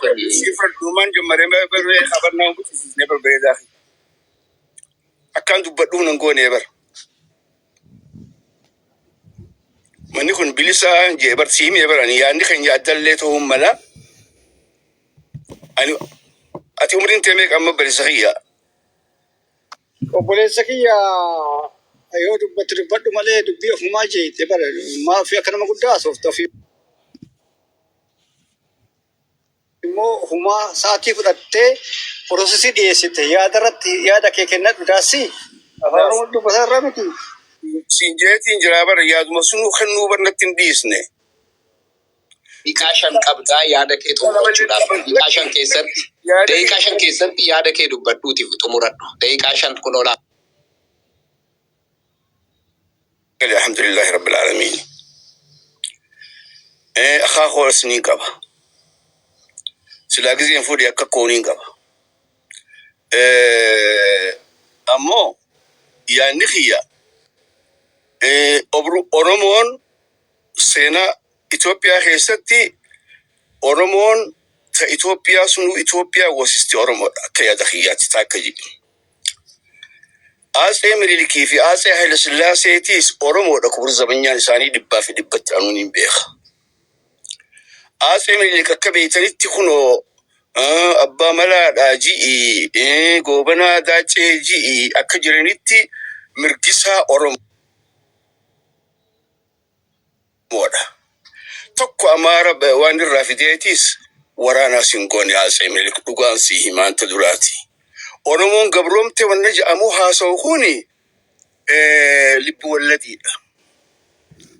Itoophiyaa keessatti namni gabroomee abbaan tokkolleen hin jiru cunqurfamee gaafa Haile Sillaasee cunqurfamee sabatti odoon hin taane tujjaaraa fi abbaa lafaatii fi ciisanya. Tujjaaraa fi miskiina jiddu. Sigalee Abbaa Biqilaadha kan Itoophiyummaa si alaabaa siitu wajji addunyaatti beeksise kophee malee fiide Oromoodha. Xilaahun Gassaseen Oromoodha kan afaan Amaaraatti waan nummaa harkate. Jeneraalaati jettee Rabbiin rahmataa godhuufi hin jedhanii Jeneraal Taaddasaa Birruu eenyu ka jeneraalummaa kenneef Oromoo kenneefi jeneraalummaa eenanji yoon sobe. Haile Sillaasee faa kenneef Minilik faa kenneef haa jennu. Haile Sillaaseen kufnaani kan Jeneraal Taaddasaa Birruusis waa'ee jaarmayaa tokko maal isa maqaan isaa sababa sunitti waan Taaddasaa Birruun isaa keessa seenee malee eenyuuti gizees wanni Oromoo jedhamu jirtu yeroo sunitti maal taate bilisa fi dhugaan sitti hima. Odoo daqiiqa 5 illee ani sirraa hin bahaati odoo guun illee sirraa hin baha bilisa kiyya Oromoon gabroomte hin jirtu ta duraati. Wanni Oromoo uumamtee sun ammaan tana uumamte gaafa umrii kiyyaatti gaafa naan dhaladhe Oromoomatti hin dhalanne qottumatti hin beeka. Siif nima dhugaadha. Hin sobina yeroo teessan waan itti fixina waan hin fakkaannetti haasawaa oltanii haasawaan bulina akka itti ijaaramtanitti asii maarree dabsummaa Oromoo ammaas maallaqa ergitanii namarraa guurtanii ifii teessaniif akka gaarii teessanii akka gaarii jiraattanii biyyaan baay'ee jiraatanii biyya abbaa keessan Oromootu akaakoo keessan Oromootu biyya Ameerikaa tanaa fi Awurooppaa tana cufa isinii tolcha. kiristaanaa bar katolikaatti dubar asun fide nu gargaaranii waan meeqa nu godhanii ka islaama nuun hin jenne ka amaara hin jenne ka oromoo hin jenne waan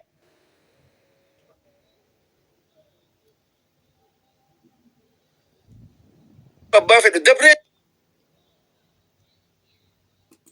jira karaa seenaa dabreette dhiisa amma akkamitti haa jiraannu ja'a fuulduraaf yaada mangistiidha ammas mangistii isaati shugguxii takka qabachuudhaaf fiqaada baafachuu qabda muusee kilaash qabatteeti baazuqaa qabattee caakkaa seentee shiftaa ta'uu kana xiqqoo alii keessatti galcha abbalayyan kiyya yaada akka namaatti yaada biyya teenya rabbii nagaya nu haa godhu namni meeqaa dhume oromoo sababa adda bilisummaa oromootti namni meeqaa mana isaa dhabe mana ilmaa isaa dhabe namni meeqaa mana isaa dhabe namni meeqaa lubbuu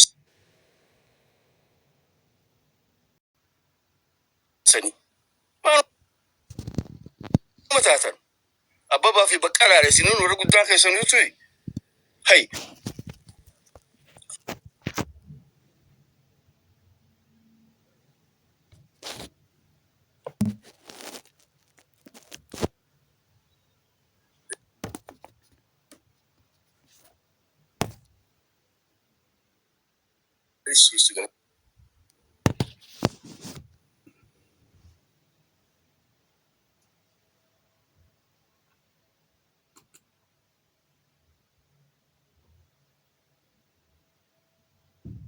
Muramillee ka arkin cirame ka aban kaleessa tana warra duraanii tiimit ka dhibba soddoma waliin jaatama san dhiisi kaleessa galchite gaalla ani akka keetitti yaadu sin jaba du'aanis dhageeffadhu akka feetee ati barbaadde afaan barbaadde hunduu yaadi yemmuu qabaatu gahee miti kana keetti na jiraadha fayyaa na qabaadha Maanguddoo carraa keessan fudhattanii haasoftaniittuu hin jeeqinaa. nageenyi kee abadu Uffadhaa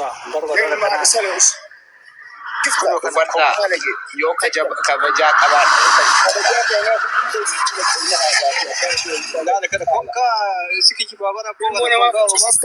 miskiina ficcisiisanii asitti marroos gubbaa keessanii shiftaa kana konkaa seemaalumaaf sadira Micha kana si dhaggeeffannee irra moo sin dhaggeeffanne? mana dhaggeeffatanii Dhaggeeffanne. camlaaqaan kana saree kana abbo ayya abbo itti fufe jaasa abbo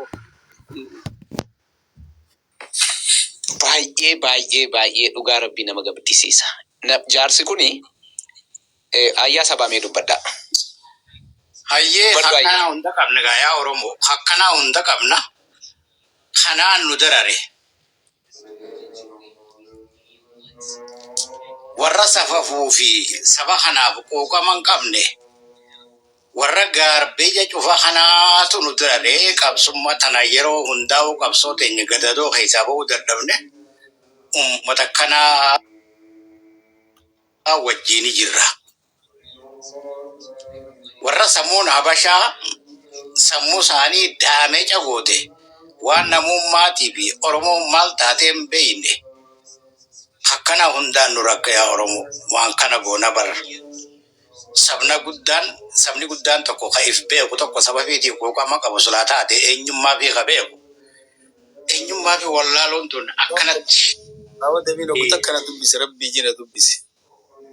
Mee siifin gadhaani sammaa ol bahee. Awanaa dhiisi likki nitti himanii dhageeffataa bilee soodatti dhiisi kaasaa hudduu wal beeyna nuti. Ayaa ittiin. Dhagaa yaa ilmaan Oromoo. Gowwaan hin dhalatin dhalatullee hin guddatin shafaa walidiin haa ta'u jette Oromoon. Kun namichi wanni inni haasa'u ifiifuu jazbaadhaa warra gartee ni wallisa jee afaan bocola haasa'u. Oromoon kan duraan itti eegalte biyyee rabbirraa salphisoo jirnaa Taaddasaa Birruudhaa maalirratti du'e yoo jettee gaafatte sii deebisuu hin danda'u. Maali wallaalaa waan ta'eef jecha namichi kun wallaalaadha. Ani jirnaa Taaddasaa Birruu gaafa du'e jaan mana fakkaatti. Niin dhagaa bishingaa uudatumaa irra dubbatan karaa shawaa kanaa dubbii ka'ee jaan. Dubbii san booda Haamidoo jaanii tokko carcar keessaa makiinaa meeqa kafite akkasanii jirraa Taaddasaa Birruu. Maal jette baaraqee ilmaan asale maal jette? Awwadeef nuti soo jiba adaan waan lellaa qannu. Kanaaf jecha akkanaa muumman namaa kana duraanuu meeshaa namaa dhiqaa. Agartee duraanuu koondomitti qaqqabatanii faayidawanii. kana wajjis dubbachuullee hin qabu nuti ilmaan Oromoo tokkummaa keenyaaf cimsiifannee kaane lafa ibboo dandeebinu namicha kana amma ni dhagaya mee Ismaa'eel Galmootii fi Abdusalaam Haajiitii fi manguddoon jaatamarra shamtan sun maaliif rashanamjii gaafadhaa hin beeku maalirraa nyaata abbaa garaati abbaan garaa nyaatuma beeka malee waa'ee saba Oromoo hin beeku. Kanaaf jecha nuti ilmaan Oromoo qabsoon teenya Jeneraal Taaddasee Birruu Haaduu itti aanseellee warri gartee akka Mahamud Sheekh Mahamud Ayyub Abii Bakar Abdullahi Arusi deebi yoo rabbi jee akka Yoonis Abdullahi Faatumaa Qaasim hiboon gaafa inni sun ni beeka namichi kun ni beeka osoo beekuuti Amaraja amarri kana ma keenya kana fixuuti amarri isaan fitu sun nama akkam jettee yoo gaafatte masliisiin deebi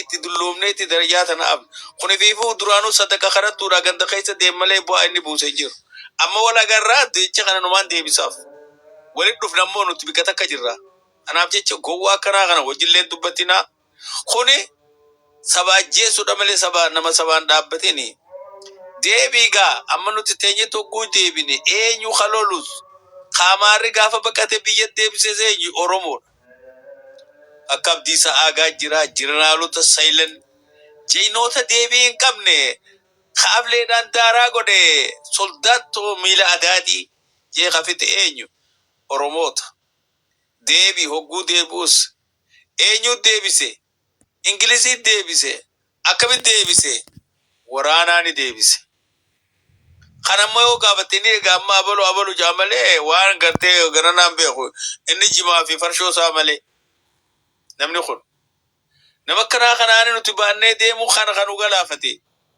kuni fi urmin isaa deemte akhiraadha galakhaye nama galakhaye cinaa uleetti fudhatanii fi fuudhee haa dubbatu dubbii isaatis jala laaltanii saba Oromoo cufatti simbufatina bilisummaan Oromoo ni dhufti akkatti dhuftettuu ni dhufti namicha galee kana dhagee kummuman nama akkana haasa'uun kun nama gara duubaatti tuttuqaa beeka anaaf jecha itti sinaarina nuti qabsoon teenya itti fufti ani waraana dargiitiin ture dhugaan sii baadeero waraana dargii hogguu turre akkamirra waraana seenne joollee teenya nama 25 ka qabiirarra shanan namni kun ni beeka maaliif fixan masgiida seenanii maa nama ajjeesan galtuun isaanii gorte koo akkanaa kana kun olaala nama 25 jaarsa guddaa biyyaa hayyuu akka Adam Dheeraadha akka Kanfarroodha akka Abdulaziz joollee ciccimtuu tana maalirra dhumte jettee yoo gaafatte malsiin hin jiru inni kun maaliif yoo gaafatte hin beeku nuti warra sababa seenii jecha qowwee lafaa kaasee if dura malee nu duubaas isaan nu duraas waraana jennaan saba Oromoo kamiidhamutti agarreeti itti cabaannee bakkeessaa baabbilee fi fadisii fi kombolchaa fi haramaayatti beera ilmaan Oromoo xixiqqaa katti taphatan saniif cinaa dhaabbannee Somaalee san afuufnee biyyaa baafnee igir lamatti addaan murree karaa deebinee hoggaas deebine eega nuti as garagallee boota nama keenya mangistuun nu keessaa rashane qabri daariitti nama 27 ilmaanuma Oromoo keessaa guuree karashane nama kun yoo gaafatte amma siif hin himu maal jechuudha kuni amaarri nu sobeetuma bikalletti nama keenya harka keessa galfatee shook ba shookidnaa waxaalle je qoree firraa baasan jee darajaa tanaan nu dhufee gowwaa kanaa kana nutti isin dubbisinaa nayxanis irraa fuudhaa malee afaan namarra haadhamaarra jennu safuudha qaanyiidha Oromoo ilma haadha fi haadha isaanii wal qunnamti godhee kana isin hin jiru wallaalummaa isaati osoo beekee kun sagaraa oseenee fincaan hunda doolu kasaarra fincaana sagaraa seen baktiin kuni kanaaf jecha ayyoona baruu feetan nuti kaleerraa warra eegalee warra ammallee caccabsee abdii illeellee dirree dhawaa seenuu dhorkee daaraa godhee deebisee tokko anuma kabiraan seenaa amma jeynoota kiyya kanarraa hidhaa jiru ijoollee xiyyatanam 22 walii gara nama 300 hidhaa nurraa jiru ilmaan Oromooti eenyu kaydi maraata nama masakkarsiisanii adeero wallaahi wabillahi maraataa karaa taa'u miskiina mana keessaa gurranii akkana jaaniini maallaqa qarshii 400 itti kananii nu masakkarsiisanii ijoollee dirree dhawaa qeeroo ija nurraa hidhan kakkanaa kana duuba akkam jennee laa kakkanaa kana qabna garbeecha guddaafaa keessa taa'u. Kanaaf jecha ittilleen aarru hanga jiraate haa jiraatu isin naa jiraadha itti fufee adeeroo nageen naa jiraadhu galatooma na dhageeffachuu keessanii. Ayyee galatoomi. Rakkoon teenya guddoon wal keessa jiraachuu kana rakkina sammuun gabrummaa iftahuu dhabuun kun hangam takka saba keenya kana daadarkeessite arra waan bira kutte saba keenya ciibsanii qottoodhaan mataarraa muruu bakka sanirra geesse gaallaanuun ja'anii nama kana hubachuun danda'iniitu Harku feeta ana kun olaal labaran. Reena zawai abshirayyee Itti dulloomne akkana itti taane rifeensa abbaan qabnu laa. abshir Galatoomi jiraadhu. warra kanaaga sammuunsaa ammallee dhoqqeedhaa habashaan daame cataate kaifin barin kakkanaa hundaa dhufee saba keenya daadarkeessaa jira adda wallaallee. Amma gaariin maali beeyta wanni itti Oromoon bilisoomuu dandeessuun warra sammuun habashaa kana dura keessaa qulqulleessu warra sammuun dhoqqee kana hawwuta kaifin barre saba fi kadhumaa jiru arra amaarri namichi nafxanyaan kun karaa banee fi akka Oromoo lafarraa duguuganiif karaa banee tuffii keessa gaafa wayyaanee takka amaarri mataa ol hin qabanne lafa Oromoo irratti arra mataa ol qabe afaan Oromoo dubbata warra kanaa gaarbeeja kanaa hanaa keessa guutu akkanaa wali qabateeti lubbuun ilmaan Oromoo qisaas godhaa jira. Yoo warra kanaaf keessaa qulqulleessine malees bilisummaan teenya hin jirtu ni beektani. Hammata godhuu fi abaluun bara Oromoo ni barsiifannaa kanaas dhaabuu qabna. Wanni barsiisan hin jirtu. Odoo beekuuti sirni kun akkan jiineef sirna badaa kana umrii dheeressuuf lubbi ilmaan Oromoodhaa lafarraa duguugaa jiran. Warreen gantuun sammuu dhoqqee kun dura diina guddaa dura warra gantuu akkanaa kaif hin beeyne kana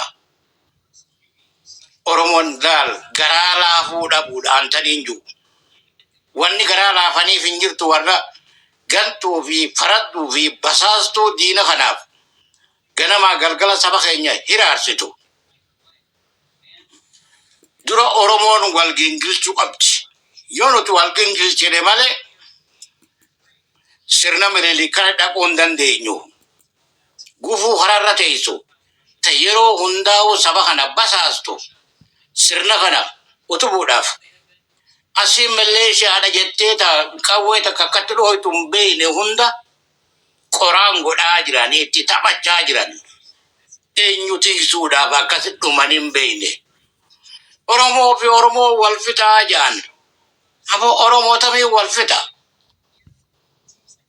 Warreen sirna kana tiisuutu Oromoodha. Arra Oromoon abbaa biyyummaa ta'uu dadhabdee sirnuma dhufaa dabraa OBDO'n gutakka Amaara jala nu qabdi gutakka wayyaanee jala amma deebitee nafxanyaa kalee wayyaanee nurraa wayyeessitee takkaa gaallaan waliin araan tana sodaa malee saba keenya lafarraa duguuydee nama keenya galgalaa ganama hiraarsaa jirti. Eenyu karaa baneef jala deemtuu tana ta'if hin beeyne gutakka if hin barre. Oromoo bakka jirtanitti kabajaan godhinaaf. Warra akkanaa kana homaan beeynuu ni barsiisnaa injiina ni beeka. Sirnaaf dalagan. Abiyyi jalatti barcuma qaban. Ka'arraan tana wareegama dila kana nu dheereesses. Warra abiyyi jalatti kursii qabna. Nama Oromooti yeroo kenninaaf boodani wayyaawaa. yeroo kenninaaf ja'aniiti deebi'ee warra akkasiitis nyaate. Namni sirna kanaan deemu Oromoof kabajaan qabu tana jala muraa beeka. Hanga sirni kun jiruttis Oromoon kabajaan harkattu. Araara karaa nagayaati jaan sirna kanaa wajjinis Oromoon nagayaan harkattu. Araara wanni irra wal lolleen jirtu jaarsaa fi jaartii miti. Sirni kunii fi Oromoon walittiin araaraman kanaas jala muraa beeka. Warri sirna kanaaf dalagu.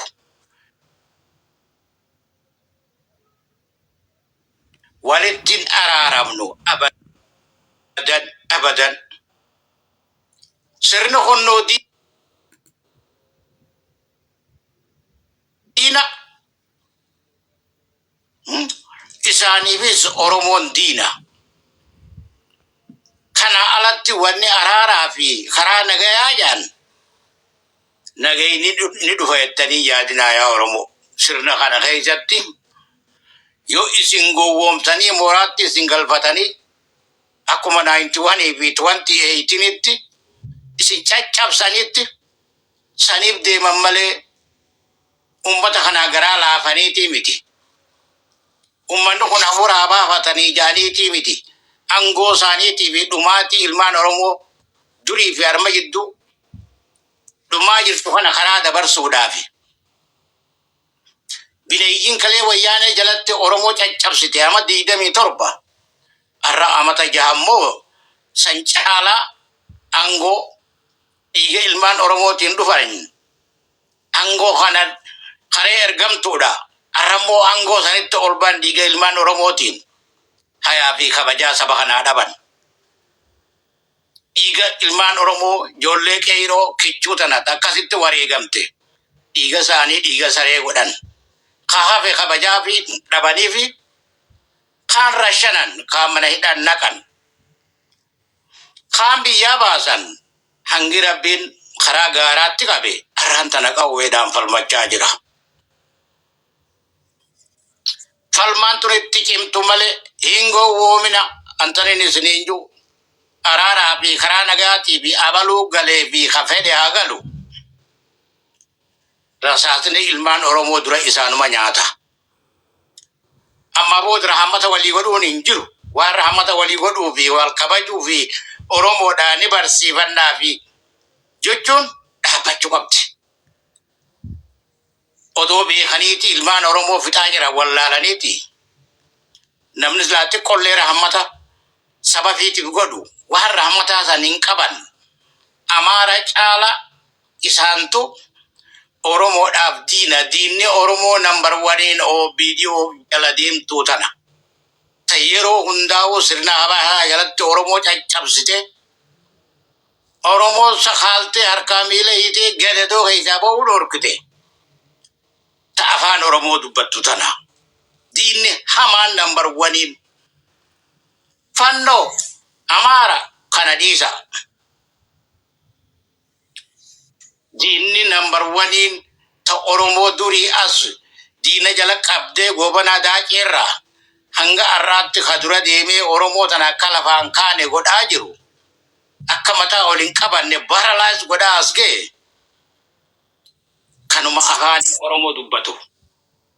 Kanaafuu Oromoo rahmata walii godhuu dhiisa. Wanni rahmata yan dabarte gubanne dhufaa dabra. Jaruma kanaatu Oromoo sakaala. Diinni ilmaan Oromoo sabboontota qaqqaaliin hayyoonni meeqa. Itti wareegamaa as ga'e. Ka ol ka'uu nukute jarreen kana. Jarreen faashistii Hitler. Isaan kanaatu nu sakaalee sakaallaa tana immoo ofirraa muruudhaaf waan karaarra jiru akka jiru xaraqaa deemu Oromoo jaanii rahammata dhiisa. Keessaa Oromoon booji'amtoota wali qabdanii tajaajiltanii mada'oo gootanii maallaqa kabaltanii bakka yoo deemuu feete jettanii Amaaraafis tilfoonaan haadha dubbisi jettan kana dhiisa. achi deemeetu as deebi'ee Oromoo fixa. Yoo kana qulqulleessine malee sumaatti hin baanu. Garaa laaffinni kun nuu ga'e Oromoon nama ammatti. Oromoon nama jaalatti, naman tuuytu. Isaan akka nu godhan hin agarre. Shanii deeggarta jedhanii eenyuuf naasuu godhan. Nama dhugaa dubbatu. Harka hudduutuba goggoysanii irraa shananii bar. Rabbisuudhaadhaa nurraa dhaaba gara laaffina kana. Takka garaa jabaadhaamee akka isaan garaa jabaatanitti isaanuu garaa nuun laafne. Nutuma garaa laafnaaf warri sirna kana tiisu. Takka Oromoo garaa laafanii hin beekan. Hanga yoom garaa laaffinni kun nu miidha. Jalaa bahuu dadhabna. Sirnuma kana tiisuuf sirna Itoophiyaa ka takkaa Oromoodhaaf rahmatan godhin takkaa kabajaan kennin. Eenyummaa keenya balleessan. Akka fakkaannee bullu naman maxxannee bullu nu godhan. Nu dhamaasan. Kaan Amaaree, kaanni Somaalawa, kaanni Adaraawa. Bakka seenu dhabeeti rakkate harallee san jalaa bahuu dadhabne kabarateef gar tokkon dhaqu barnoota isaa baralaayit godhaniituma karaa qawweetti hidhanii karaa aangoo isaanii eeggachuudhaaf Oromoon horii taate yeroo hundaa reeffummaan Oromoo lafa guuta. Ka Eeltiraa lolu, ka Wayyaanee lolu. Horii tana wali qabaniituma dura gannaqan namni tokko har'aa deebi'ee naasuu qabuu fi faamilii isaallee yaadatu hin jiru. Rabbi sodaadhaa ga'eenuu fi gabrummaa kanaa tana. Galatoomi adeeroo galatoomi. Anuuraa dhaabbattuu jennaati. Jabaadhaa garaan laaffinaaf hattuu naa dhabamtu booyi as keessa fiddanii wajjin morminaa ni barsiifna waan beeku hin jina. Ergamtu hundi siiti.